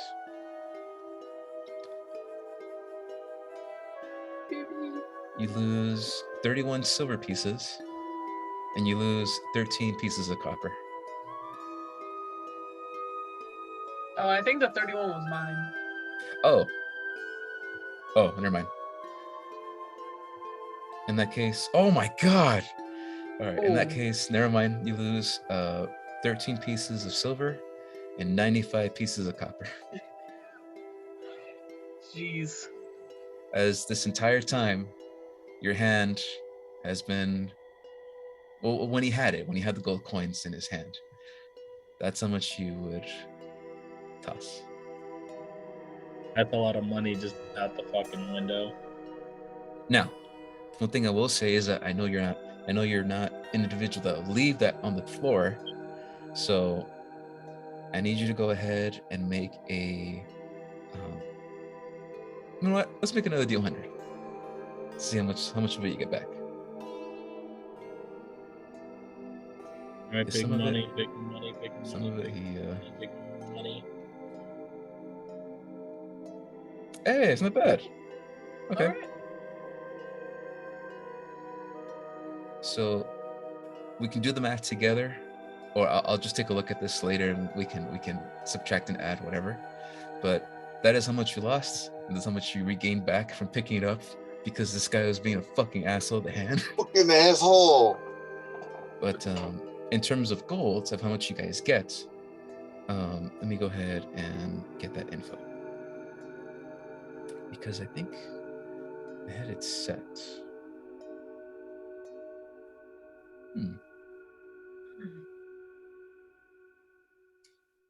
The reward was a lot if you guys found the missing individuals and you brought them back.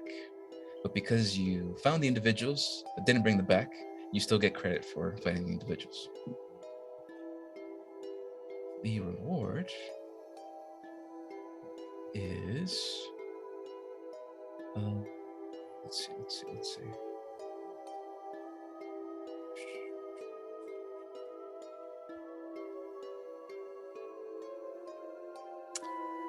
Oh no. Oh, there it is. Okay. Oh, nice. Okay. So it is 5,000 gold pieces each. Hey, And that's how much you guys get. Runes is recommending that in this new time where you're searching for this individual known as Ashari, that you go to the stores and stack up, bulk up, and buy some good shit. But you can do whatever you want with the money. You can save it if you want.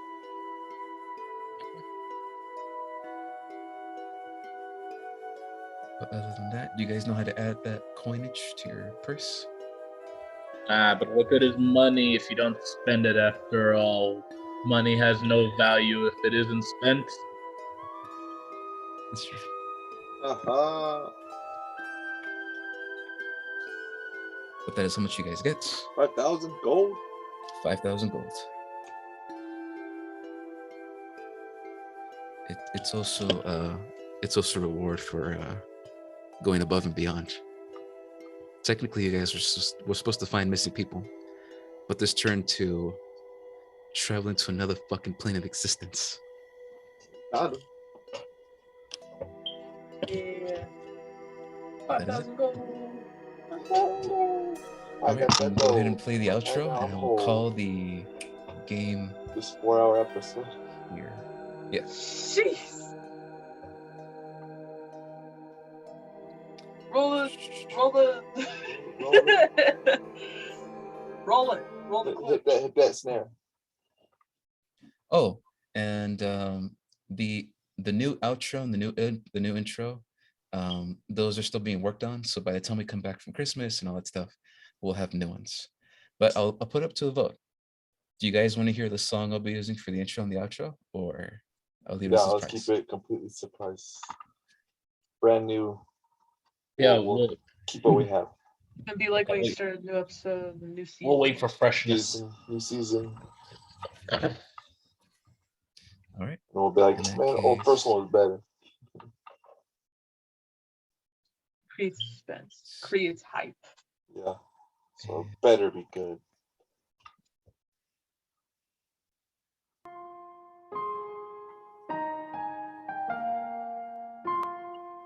Alan. Oh yeah, rubber duck. Alan.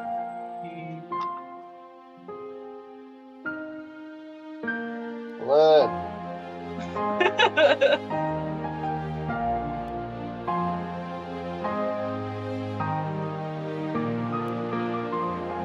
Yeah, dude. Alan. Ah,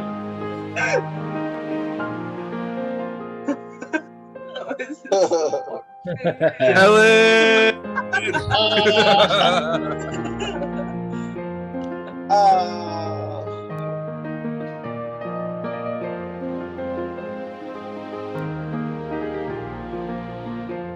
Hell yeah.